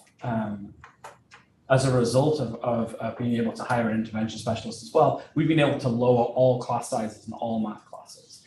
So they've gone down from an average of 28, 29 to an average of 25, 26. So we're excited about that, and again, looking forward to seeing what the data shows as a result of that lowering of math class sizes. All of the teams have been doing huge data dive strategy sessions together, working on this iReady data already, but also working on last year's end of year iReady data with the students that were coming in. We have a peer tutoring setup, which is a little bit like Leading Edge, but with this, it's the students in the 11th and 12th grade who are actually part of our National Honor Society, who offer this on a Monday and a Wednesday to all students, anyone who signs up for it. And we've had varying rates of attendance to those pieces, but they have increased over the course of the last few weeks, which is exciting. And then we had family math night this September, and that's an annual thing now that we will be doing. But what we're looking at is how to now have a second one, because the first math night is really what is CPM, what is the curriculum students use, and how can parents support that. The second one, we really want to kind of have that celebration of math, and what does that look like to celebrate math, and really, again, as Ms. Carter shared with us, getting parents to say, I like math to their students, which is a big, big, big deal. As everyone's shaking their heads out there. If you can go back to the ELA one, so thank you. And so the ELA plan is similar, is somewhat similar in some ways. One thing I did not mention in the math plan, because I honestly ran out of space with all of the interventions, was the curriculum audit for equity. So what we will be doing as a whole academy in the second semester is we are going to be doing a curriculum audit, kind of based around Dr. Wood shared with us at the beginning of the year as a staff, the mirrors and windows philosophy for students when we look at curriculum, making sure that students are able to see themselves, the mirrors in curriculum, but also see other cultures, other people in the curriculum, and making sure that those points are very intentional and obvious throughout all of our curriculums. And that works with math as well. So that would be the ELA will be doing that as well. We also have a dedicated ALD class now. So we had one of our intervention classes is called Academic Success, and that's a general intervention class for any students that are struggling. We also now have a separate part of that, which is ALD led by Alyssa Ortiz-Khan, so the ELA, the multilingual TOSA. And those students predominantly English language learners. However, it also could be accessed by students who just need that extra support and who have low foundational skills. They don't necessarily have to be EL learners. Training on support. So all of the staff have been receiving training on supporting emerging bilinguals and will continue to receive that. We've been reviewing data to improve vertical alignment between all grades, especially working in separate teams, middle school and high school, but then really focusing and looking at that transitional piece between 8th grade and 9th grade as well. We've been refining best practices with assessment tools, looking at how to best use the data from iReady, looking at when in certain circumstances it's good to use an iReady test versus an IAB test, which is something that's more the high schoolers use more. And finally, we have peer tutoring as well for ELA students.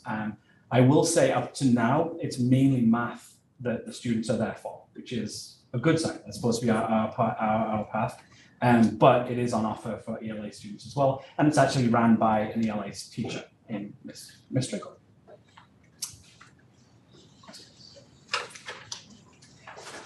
Thank you.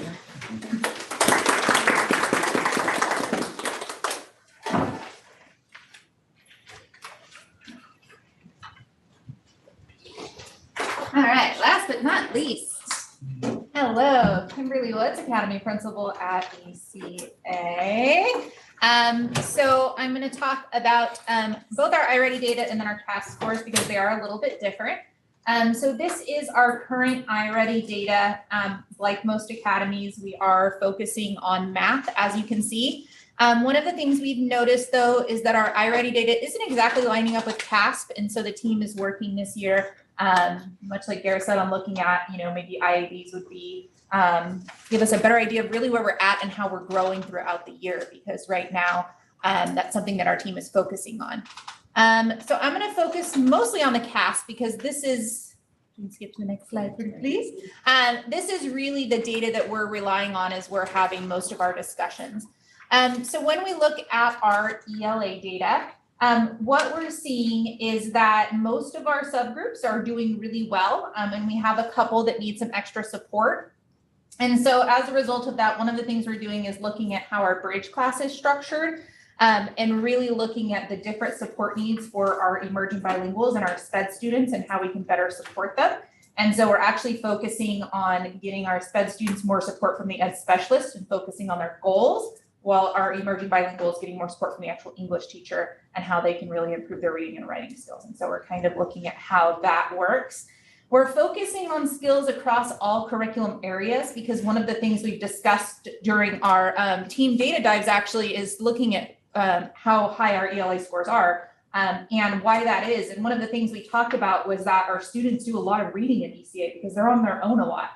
So they're not in a classroom doing interactive things necessarily all the time, but they do art reading directions all the time. And so how can we maximize that? How can we take that and really make the most of it and push them even more? And so we're looking at how we can do that across all classes. We are getting some more training on some supporting our emerging bilinguals because that is one of our subgroups that need the most support. Again, looking at the assessment tools, especially growth throughout the year and getting a better picture of that. iReady is great for many things. It doesn't assess writing though. And so we're looking at how we can get a more standardized writing tool to have some better assessments in that area because that's something we don't have right now. And then finally, as a team, we've been working on the national standards for quality online learning. That's a big fancy way of saying, because we are a hybrid program, our students actually spend 75% of their time digitally outside of the classroom. And so again, how are we maximizing the use of that time as opposed to the in-person time, which is only 25%. So we're getting some great training. They just had some great EduProtocols training on the in-classroom stuff, but then also how can we utilize that and make the most of their out-of-classroom time as well. You can go to the next slide, please. Thank you. And CASP in math shows that only last year anyways, only about 26% of our students met or exceeded the standard. That is not near where we want to be, but much like Mr. Love shared, tracking this cohort over the years, that trend has been very, very similar. And so one of the things that we've really been doing is, again, looking at this data really closely and trying to figure out what's going on and how can we raise these scores. Something that we are noticing is that our students are coming in at a certain level and they're actually staying pretty steady when we're looking at student by student, how they're tracking. And so our focus is that how can we help them grow? Because that's not necessarily what we're seeing. We're seeing they're not declining, but they're really not growing either. So how can we really push them to grow? One of the things that has happened over the last few years is the use of our curriculum has not been consistent. We have a really strong program called MathSpace, which is actually research-based and has shown to help students grow. And we are finally getting it used with some consistency this year. And I'm actually seeing myself, since we just got our new math teacher, is very, very exciting, which means I've been doing the grading in the math classes for the last few months. And I'm actually seeing the kids grow already, which is phenomenal. When I went through and did the progress report grades, I could see how their mastery increased in the program, and I was so pleased and so impressed. And so even without a strong math teacher up until this point in the year, the students through the program have actually been growing. So I'm super excited to see where that goes going forward. And so now we'll be utilizing that curriculum consistently. At the same time, we've been focusing on strengthening our math support class. They're really focusing on the highest needs students and really dialing down to the skills that they're missing so that we can individualize that a little bit more. We're doing that in coordination with the MAPTOSA. This year, all of our incoming ninth graders actually had the option to take a math placement test if they felt like they needed to be in a higher level math. Again, making sure students are where they're supposed to be. And then also we use that test to figure out who needed to be in math support. So that helped a lot. We lowered our math class sizes. Our co-taught math class right now only has 10 students. And so that's the class that has our SPED students who have math goals. And then a couple of our non-SPED students who really need a lot of extra support. And so they're in a class of 10 students with 2 teachers, which is fantastic. And again, we've been talking as a team about what's happening with these students, even though we're not all math teachers. What are we seeing? What are the patterns and how can we support all students? Which has led to some really, really great conversations, not just about math, but it's leading into other classes. So for example, as a team, we kind of started looking at what's going on and why are the students doing okay on the tasks and not maybe the notes. And we realized students aren't necessarily explicitly taught how to learn independently in math. We sort of think you're coming into class and they're coming in and we're sort of treating it like a traditional classroom while expecting them to learn 75% of the time on their own. So how are we teaching them to do that? And then we realized, I don't know if we do that explicitly in most classes. And so that's something we're examining as a team is how can we not just teach them math skills, but teach them how to be successful in the class and how to help themselves when they're outside of class. So that's something that we're focusing a lot. And then 2 of our seniors this year are tutoring after school, and they're actually getting a lot of students coming in after school to see them. So that's been really, really nice. So that's fine. Any questions? Thank you.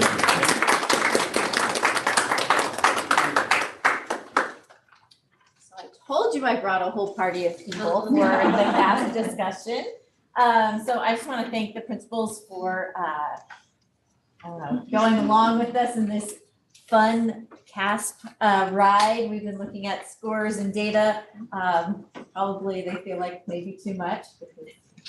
Just got to do it, right? And so I feel like, we are getting very intentional in, what we're doing and how we're trying to maximize the impact that we can have on our students. And then just coming back to, our focus is we're really trying to make sure that we are looking at the individual needs and then looking at the bigger cohort needs as well. And even to the point of Dr. Wood has designed a I Love Math. I just realized I was going to wear it tonight. I Love Math sweatshirts and t-shirts. So hopefully you'll see those around the community. Give me a note if you'd like that. I Love Math. Yes, it's really, really cute. But it's changing those attitudes, right? About math and reading and all of those things, and it's okay to say, yeah, that was frustrating or that was difficult for me in the moment, but I still need this in my life, right? And I'm still going to use this. I'm not going to be stopped by it. So that's great. And then of course our picture here by 2 little buddies, we did walking school bus at Star Academy and I was there and they were just so cute. So cute. So any questions from the group about after all those amazing presentations? Amazing. Okay. All right. Thank you very much. Thank you all. Okay, moving along, Dr. Wood. All right, your final presentation for the night. We get to talk about the future and building things, which Charlie's not here, but he'd be very excited to see. He might be the next day. All right, so tonight I'm going to be talking to you a little bit about the work that we've been doing on our Black Rock campus facility project, providing the board a little bit of an update. So as Ziva has up there, in terms of goals and background about this project, so a little history on this campus. The core of this campus was built 24 years ago. So that was the core of the campus was built. And then as you can see, we had additional construction projects. So in 2006, we added the J Wing, which is a series of basically portables, I call them portables. Then in 2006, we also added 2 science classrooms. In 2007, we added the amphitheater. In 2009, we added Spanish and French classrooms. Then in 2008, we added the Benvenuti Performing Arts Center, then the D Wing, the Fieldhouse in 2016, and then the Music Wing in 2017.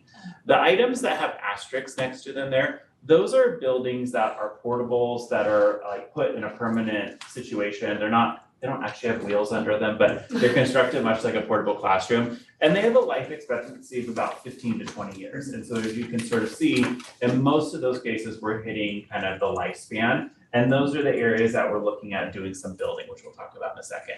When the campus was originally designed, it was built to serve about 950 students. We have 1,150 students on this campus now. Also, it was built at a time when we really didn't have a significant special education population. Those students were largely served by the district. Since then too, we've also added Mandarin as a third language that we're offering, and we're seeing an increasing need for gender neutral restrooms for a myriad of reasons, which we'll talk about in a second. So when we set out in designing the upgrades that we want to do to the campus, we really said, how do we address our special education needs? How do we have an additional Mandarin classroom? Our visual arts team is actually very constricted in the 3 classrooms that they're currently in, and so is our theater department and the 2 classrooms that they are in. And then also looking at, a gender neutral restroom modernization. Last year I had not a survey, what's it called? A petition from 200 kids on this campus wanting us to have more gender neutral restrooms on campus. And gender neutral restrooms bring with them some challenges, which we'll talk about how we're tackling that with the design in just a second.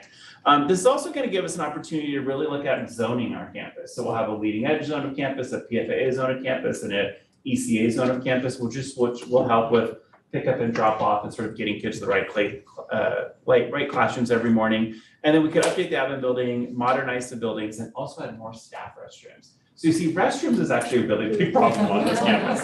So we're trying to squeeze in as many restrooms as we can. All right, so going to the overall design, and you guys have physical printouts, which might be easier to look at than the screen. So this is what you'll see here is the Black Rock campus. You notice that there are orange buildings and there are blue buildings. Basically, the orange buildings we're going to talk about is phase 1. The blue buildings that we're going to talk about are phase 2. In terms of places where we have like the modernized classrooms that we need to be updating, I'm going to actually just walk up to the screen here to kind of point out a little bit. So those portable classrooms that I was talking about, we have the J Wing right here. We have E5, E6, these are the PFA science classrooms right here. And then we have the N Wing, which is where the business office currently is, and our Spanish and French classrooms. So you can kind of see these are the primary building footprints that we have on campus. These other areas that are blue, the buildings are not necessarily changing. What we're talking about changing is what is inside of those buildings, which we're going to kind of look at as we go through the design here. So if we go to the next slide. So the first part of phase 1 that we're going to talk about is the N Wing. So the biggest project that we're talking about on this campus is building a new 2-story classroom building that would basically sit where the current business office is, along with our Spanish and French classroom. And so these are just showing some schematics of what that would look like. As you can see, the back of the building is actually going to face the parking lot, so we won't have doors and the fence there and that sort of thing. And the front of the building will actually face the soccer field, and we'll actually have to have a large net there to prevent balls from going into the building. Okay, next slide. So this is just kind of showing the overall layout of what this building would look like. This building would actually house our entire Leading Edge Academy. So Leading Edge would move into this 2-story classroom building. And this is what would allow us to kind of create a leading edge zone of campus. And so on the first floor here, we have student restrooms. We're going to have a new leading edge office space, which would have like a conference room, an office for the principal, an office for the counselor. It's not on this version of the design, but we're even looking at a way of having a leading edge specific entrance facing the parking lot. So when families are coming to Leading Edge to drop their kids off, or you're coming to a meeting with the principal, we would have a leading edge specific entrance. And then the entrance that we know here as being the leading edge and PFA entrance would actually just become a PFAA entrance at that point.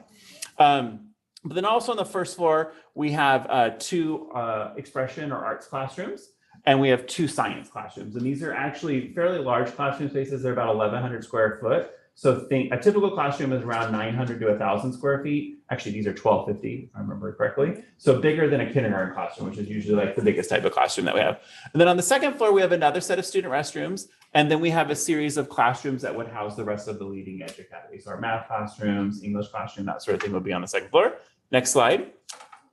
And then this is just kind of showing how it anchors with the parking lot. So the parking lot's down here, this white zone on the bottom, right? And then the classroom building is here, and then there's a courtyard, and then it looks out onto the fields. So what this would allow us to do is basically have leading edge, basically all the classrooms here. They'd have this little amphitheater space that they could use for assemblies, probably not the whole academy, but maybe grade levels at a time. And then they would have this area out on the soccer field. The one thing too that's not like totally obvious, it's there, but you have to kind of look for it, is on the first floor here, all of these ones that are labeled number 2 are actually going to be garage doors. So the idea would be that those 2 science classrooms and the 2 arts classrooms on the first floor would have large garage doors, glass garage doors that open up. And then they can make use of the courtyard space along with the classroom. And then this would also be, you know, where we have like STEM night or expressions night or Mummy's Tomb or that sort of thing. We would be looking at having those. So it would be sort of an indoor-outdoor space. Next slide. So then also in phase 1, we're looking at replacing E5 and E6. This is currently a leading edge Spanish classroom and a PFA middle school science classroom. Basically, what we would do is we would just pull out the portable, replace it with a permanent building. And these permanent buildings are a little bit larger. They're about 25% larger than the current classrooms that we have. Next slide, please. And so you can kind of see this would actually, we would end up with 2 science classrooms. So these would be middle school science classrooms. So that's currently Mr. Bay and Mr. White. And these are actually spaces that are a little bit larger than their current classrooms. It lets them have lab benches for all 28 students, or actually 32 students along the walls, and then desk space as well in the middle. So a little bit more functional science classroom. Next slide. And then also what we're looking at doing here is redesigning some student restrooms. So right now, right behind me, right over here, we have 2 group student restrooms and then 2 single user restrooms. And those are actually laid out here. So you guys are all sitting like right here where it says 32 feet, that's about where you're sitting. So right now we have a female restroom and we have a male restroom. As you can kind of see, these restrooms actually have big blind spots for supervision. So when these doors are open in the morning, staff members cannot actually supervise these restrooms unless we go into the restroom. And sometimes, especially on cold mornings, the boys like to hang out here and they skateboard in this area. Don't ask me how 4 14-year-old boys skateboard in this small restroom, but they seem to do it. So they like to skateboard in there.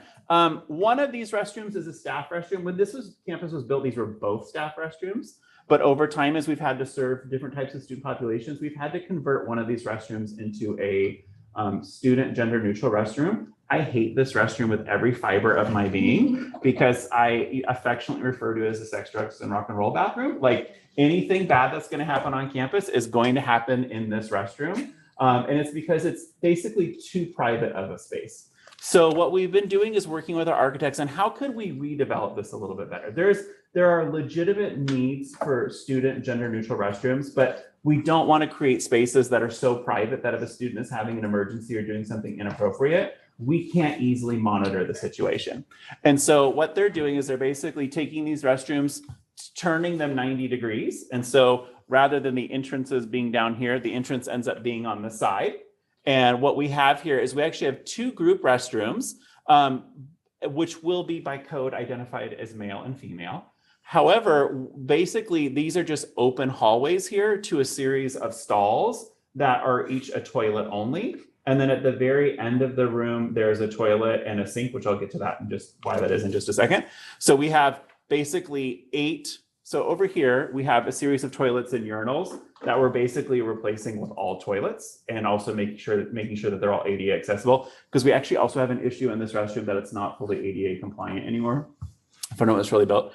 So the reason why we have these separate spaces in the back. So the idea is that a student would go in, use the toilet, and then as soon as they're done using the restroom, come out and there's a public facing hand washing space out here. That works for the vast majority of our students, but there are some student populations for whom that does not work. So some examples might be like our Muslim students, our female Muslim students who need to adjust their head covering by religious customs. That can't be done in a mixed gender or public space. Similar with our Sikh Indian boys, similar sort of thing. So what we've done to accommodate that is we've created some separate spaces back here in the back that if a student needed to go in and adjust their head covering, maybe clean up their clothes or whatever they need to do, that could be taken care of in a more private space. But what we're doing with all of these situations is so this door right now, these spaces, it's floor to ceiling doors, right? And floor to ceiling walls. So what we're doing in these spaces is the sidewall. So if you're in the stall, the side walls will be floor to ceiling to allow privacy and make sure no one's doing anything they're not supposed to be doing from side to side. But the door itself facing the front will actually be 90%. So they'll basically be the door will be a foot off the floor and a foot from the ceiling, so that, if anyone's choosing to vape or do other things in there, the detectors can pick it up quite easily. Also, as a staff member supervising the space, you can easily see that there's only one set of feet in all of the other. Hey, when you teach middle and high school for years, these are literally the things that you do on a regular basis. And it also frees up some space so that we can go from one staff restroom to 3 staff restrooms. And we desperately need staff restrooms on this campus. Next one. So I just talked about phase 1. So phase 1, the idea would be, we're going to get to timelines here in a second, but the idea would be phase 1 might start as early as this coming summer and might take up to 12 months to complete. Before we can think about phase 2, we've got to move some people around. That's why phase 1 has to get done first. So phase 1 would get done first. And then if we can move on, so then we would move on to phase 2. And so the first part of phase 2 that we have here is looking at a new theater arts classroom. So this would basically replace the J-Wing. Currently, the J-Wing is a piano lab, a computer lab, and a science classroom. And so what we would do is we would kind of reshuffle the science classrooms around, but the person who's currently teaching science there would move into one of our pre-existing science classrooms. And then the computer lab room, it's now an intervention room, that would actually move into one of those leading edge classrooms that's been freed up. They left out an important step here.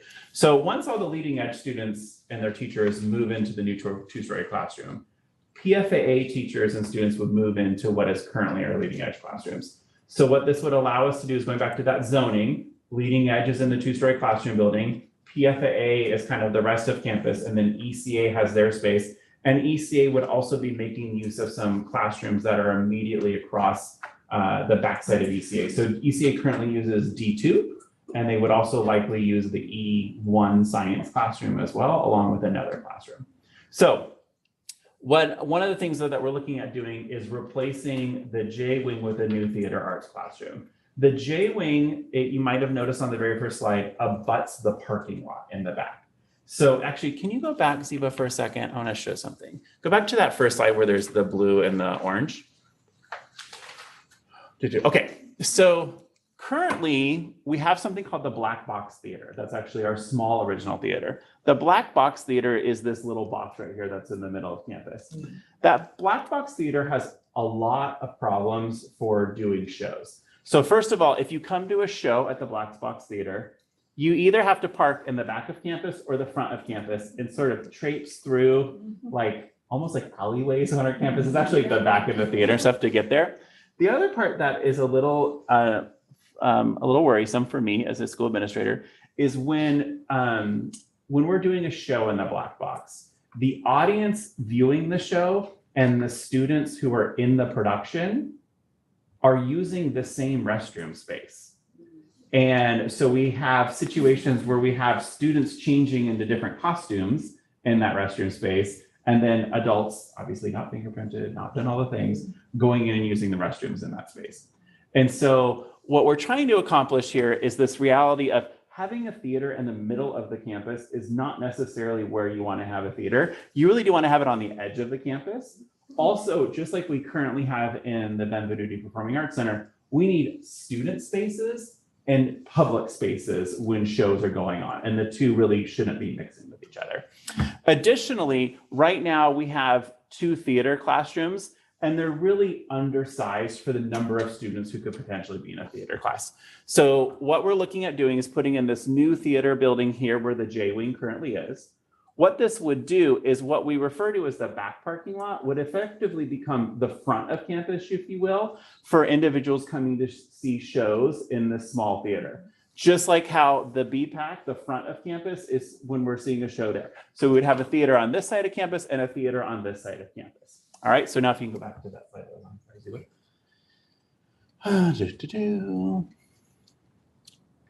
So this is what the building would look like. Yeah, you're fine. This is what the building would look like. So on this side, you're basically standing in the parking lot. Or sorry, I take that back. You're standing on the inside of campus looking towards the parking lot. And you can see we have the music wing that currently exists right here. And then just to the left of it, we would have the new theater building. And as you can see, the architects have sort of designed it so the two could kind of go hand in hand. And that's just looking at the parking lot side and then another view from the courtyard. Next slide. So this is how that space would actually lay out. So we would have 2 theater classrooms. These would be the classrooms that Mr. Gott and Mrs. Pollard would currently be teaching in. And then we would have this new black box theater area that would also have its own little backstage area, because currently the black box theater doesn't really have much of a backstage area. So it would have its own backstage area. And then what we would be able to do is we would be able to turn this front area into like a lobby where people coming in. And then these would be basically audience restrooms. And then students would use the current student restrooms that are outside of this building, but only students would be accessing those restrooms. So that's what would replace the J-wing. Next slide. And then also, so we're moving in this design right here. This is Mr. Gott's room and this is Mrs. Pollard's room, right? So these are our 2 theater classrooms right now. So what we would also do in this process is both of these rooms have some extra areas in the back. This is actually an old photography room, and there's actually like a photography dark room, like where you could have chemicals and stuff that we don't use anymore in the back here. Similarly, in Mrs. Pollard's room, there's some rooms in the back that service the black box. They don't technically exist on any building plans, but they're there. And so what we would do is we would basically gut Mr. Gott's room and gut Mrs. Pollard's room and turn these into visual arts classrooms. And so this would allow us to expand the visual arts department a little bit. We also would turn what is currently the black box into a visual arts gallery. So think like a museum gallery, because right now the visual arts department, if they want to put on a show or production, they use the lobby of the Benvenuti Performing Arts Center, which if it's something that like makes sense with whatever's happening in the theater, it actually works well together. But if they're doing their own exhibit, they really need their own exhibition space. And what we're thinking about doing is that this room right here, what's currently Mrs. Pollard's room, might actually become a costume workshop. And costuming would be a hybrid between the visual arts department and the theater arts department, with the idea that this back area of the classroom would then be storage for costume. We actually have thousands and thousands and thousands of dollars of costumes that we just have like shoved into boxes and storage bins. And if we could find a way to access them in a timely manner, not only would they maintain for longer, but we actually could start generating a revenue by renting costumes out to other productions. We get asked all the time to rent out costumes. Our biggest challenge is just being able to access them. So the dream is that back here would be almost something like when you go to the dry cleaner and there's the little like, type in J13 that pulls down the right thing for you.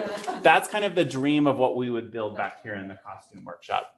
And then this other section, so this is currently the black box. There's a series of offices and rooms over here that are basically like the ticket office and stuff for the black box. We would gut all of that and this would become storage for the dance department. So the dance department would be able to store their costumes and their other materials as well. And then the rest of the K-wing would basically stay the same. All right, next slide. And then the admin building. So what we've also been looking at, especially with like Laura and Petra and myself moving over to the PAC campus, is how can we better utilize our admin building now those spaces are going to be freed up.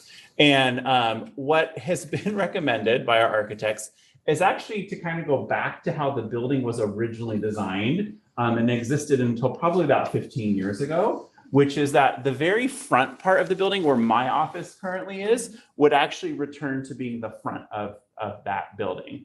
And so it would mean that about where there's a little side door to go into my office right now, that would actually become the entrance to the campus.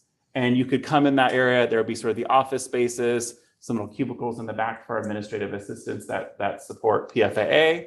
And then there would be a series of, there's like a staff break room is right there. There's a teacher workroom. There's the larger nurse's office. There's 3 more staff restrooms. So we're up to 6 staff restrooms right now. And then there would be a series of offices at the back and then 2 conference rooms as well. So just, the shell of the building would stay the same. It's about how we're repurposing the interior spaces. All right, next slide. So timelines and next steps. So tonight what I presented to you is just a rough schematic design of what we're kind of looking at. And the reason we were trying to get to this point is so that we could actually start getting some cost estimates of how much is this really all gonna cost us, right? So we started, remember, back in June of 2022, we applied for an Office of Public School Construction, that's OPSC grant, which would provide us some funds for building this campus. It was estimated that out of all this work that we submitted, that this was a $30 million project. And that grant provided us a $15 million grant plus a $5 million loan, so 20 of the 30 million. So we applied in June, we were awarded the grant in October 2022. Basically all throughout 2023 so far, we've been working with our architects and different stakeholder groups of saying, hey, here's all the buildable areas on campus that we could sort of maximize what's the best design that's gonna make sense for you. And then in September, we sent out to professional estimates so we could get a sense of like how much does this cost. Where the red bar is right now. So in terms of what this could potentially look like moving forward, is it could be that as soon as our next board meeting, we actually review and potentially approve some contracts that would actually like kick off some of the construction and design work I'm gonna talk about in a second. In December, obviously the business office and some of the rest of us are moving over to PACT. So that would actually sort of, free up those spaces. In theory, in early 2024, all of the engineering designs would be completed and sent to the Division of State Architect for approval. That is a whole like 6 to 9 month process, so it's not short at all. And then maybe spring 2024, we would get DSA approval and we could start construction as soon as summer 2024. And in terms of a rough timeline, so phase 1 would probably take us a good 12 months. So phase 1, remember, is removing the current end wing. It's building a new end wing, remodeling the student restrooms, remodeling the PFA science classrooms. It does mean that we would have a few teachers during that school year, primarily our Spanish and French classroom teachers, that are basically, we're gonna have to come up with a schedule where they're rotating between classrooms because we don't have we don't have dedicated spaces for them.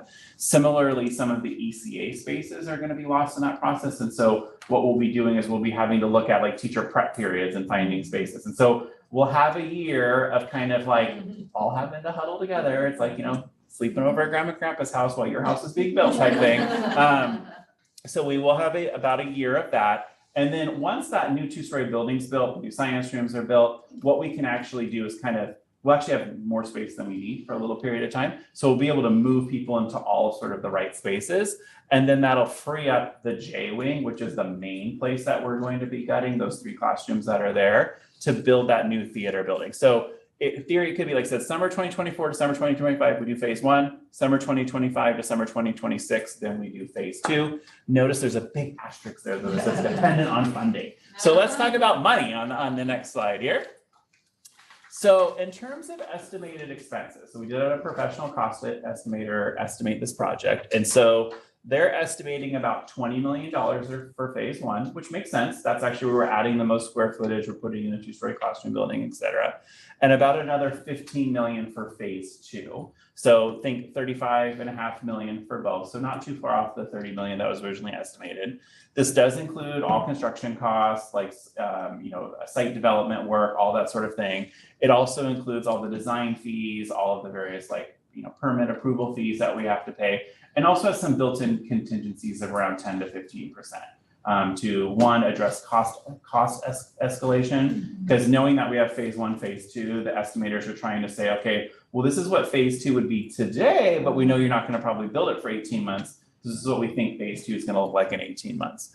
In terms of funding sources, I mentioned that we received a grant. So we have $15 million in grant plus a $5 million low interest loan. Apparently interest rates around 2-3%. Clearly that's only 20 though of the maybe $30 to $35 million that we need. So, we have some options. One is obviously partnering with the district on another school bond. If I mentioned at the beginning, all the different things that we've built on this campus over the years. The original campus that was built in the 99-2000 school year was completely provided for us by the school district.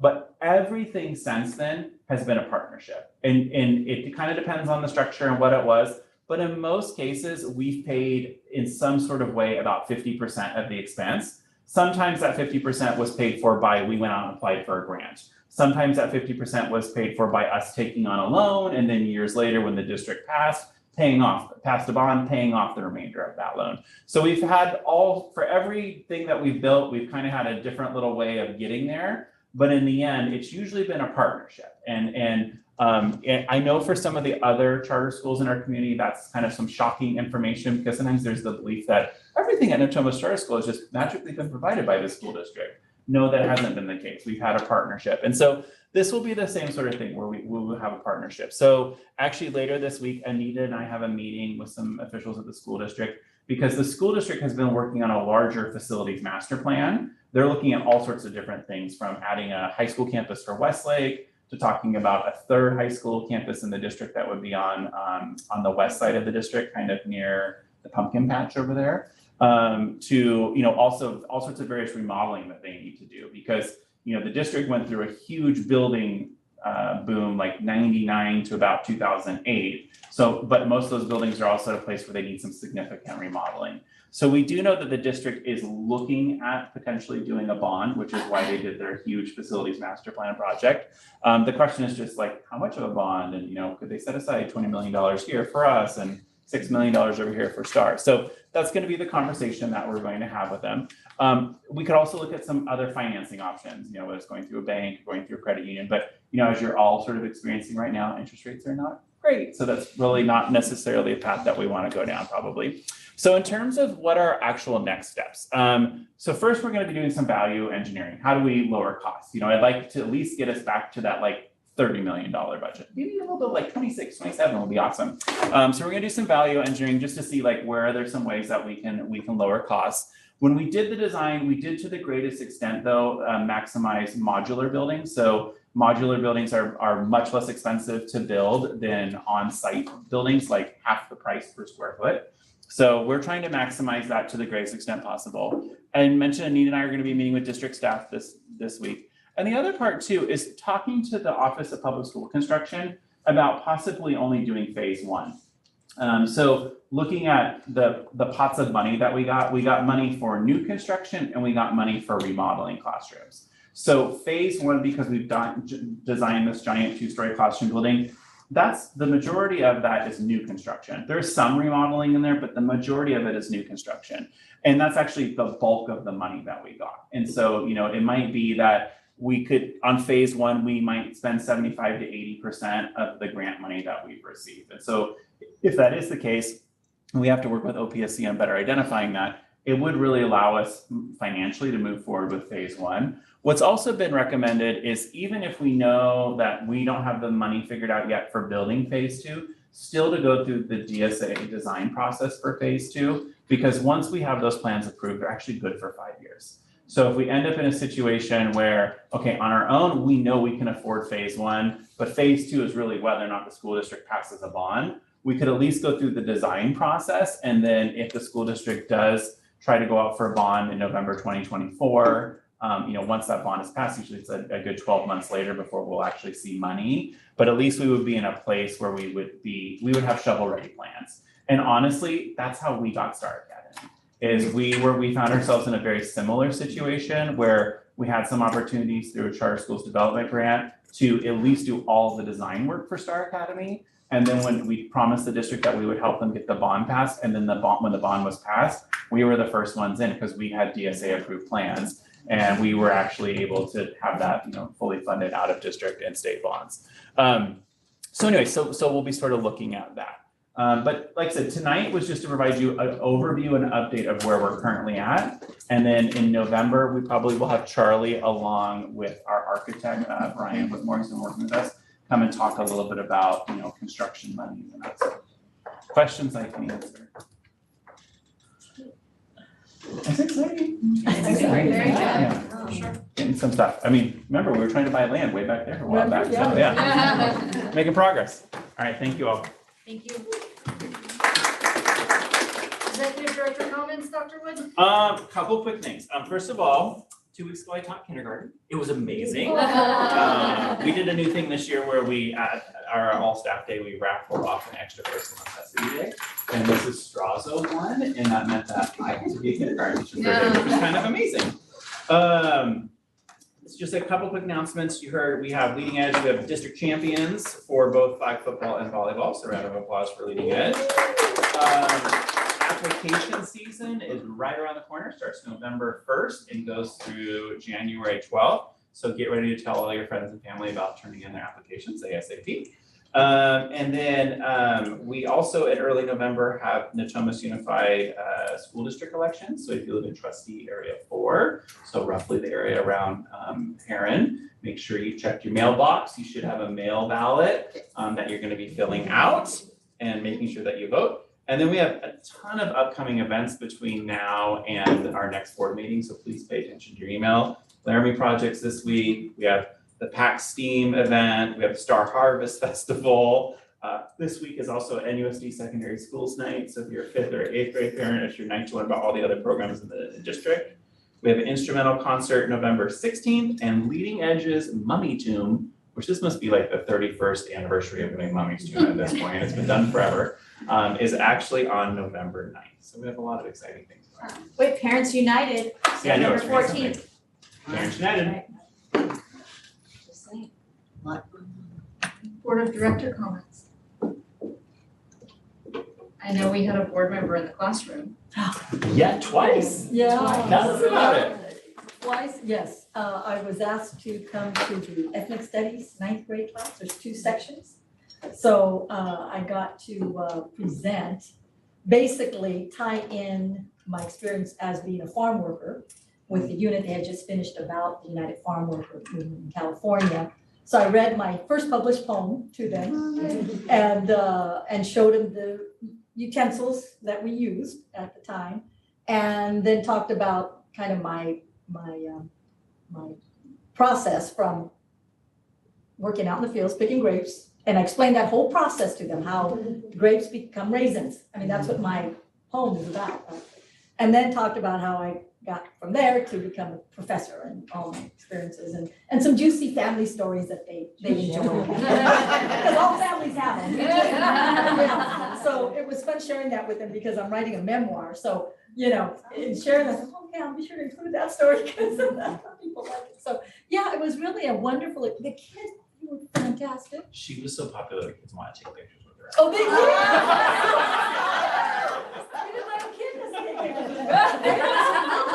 So we made sure not to tell Joaquin. Yeah.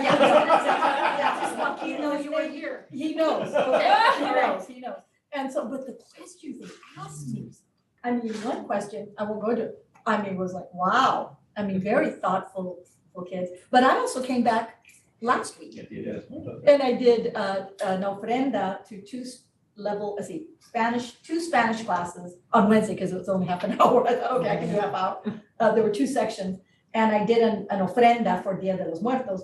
And Senor Gomez wanted me to do on my tia Tomasa, who actually did the march from Texas, from Rio Grande City, Texas, where my parents were born and raised, and my grandparents, to Austin, Texas in 1967. So I did the ofrenda about her and talked about her and read my poem and made pan de muerto, actually, and brought hot chocolate, Mexican hot chocolate. I mean, I went all out. I mean, when I got home, I was exhausted. I got rave reviews from my sophomore. Yeah, it was fun. It was fun. So again, great kids, great. Oh, I'm so good. And with each presentation, especially ethnic studies and with the Spanish, I said, I want you to tell your parents that this school, Natomas Charter, is in excellent hands. I said, I'm on the board. I see the inside.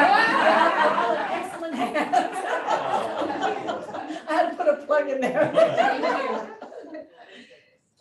On that note, I would invite anyone who wants to come into to see the Dia de los Muertos celebrations. We do have it on Wednesday at lunchtime. Yes. I can send out. On November 1st, right? On November 1st. That's right, yeah. And the Humanities Night next Thursday is also. Check your email. I think next week Yes. is like. A lot of it. Just, let's make it clear, we can't follow her, so. You just show up. You can. No, I had pictures, I had a slideshow. Right around. All right, thank you. Anybody else? Oh, I just wanted to wish Ashante the best. And Oh, to yes. have you on the board. Yes. I'll just come, I'll be back here. Check on us. Yeah. Sure, you're gonna come. Whenever gets to question. Yeah, it's all you. Okay, Yeah, I have sure. a question about homecoming dance, music. level of sound. Okay, when we picked up our son from the gym, we could hear the music. I mean, I go, oh my God, if I can hear it from the parking lot out here, how do the kids talk to each other? I mean, who determines the level of the music? I'm sorry, I've never heard it this loud before. I was shocked. So So it was an outside dance. yeah. So like, It's gonna. so it wasn't like coming out of the Right, building. right, So right. it was outside. Yeah, but so. even, kids can't talk to each other. You don't talk. I know, Oh, okay, that's the thing, they don't talk, okay. Usually I thought they were supposed to talk. From toddlers. No complaints from the neighbors? Anyway, I We had a just, complaint one year, and I had a little conversation. And that's why we Yeah. finish at 9:30. yeah, no, the time is good, I like the time, it's just the sound is like, wow. It reminds me, in our neighborhood, we have Mexican, a lot of, because we're out in the country in Berlinda. You hear music, because it's all open, till like 12, 1 o'clock in the morning, and it's like, so I'm a little sensitive. We have a lot of fun here, but it's done at 9:30. Yeah, good. That's good. She's like, don't be talking. I hear they don't even dance, I mean, I don't think my kid dances. I can hold me on the cameras, they were definitely. Oh, good, I'm glad. Because we used to dance. Because I'm not allowed to. Girls and girls, Oh, you can't go? No, my sophomore would be mortified. Oh, really? But I do have access to the cameras on my phone. You're there there, you in have spirit. others that can be The there. dance is still going on. Thank you. Okay, Michael and Joaquin called, they asked me to wrap it up. Yeah, I know, it's time to go. Future board agenda items, all right.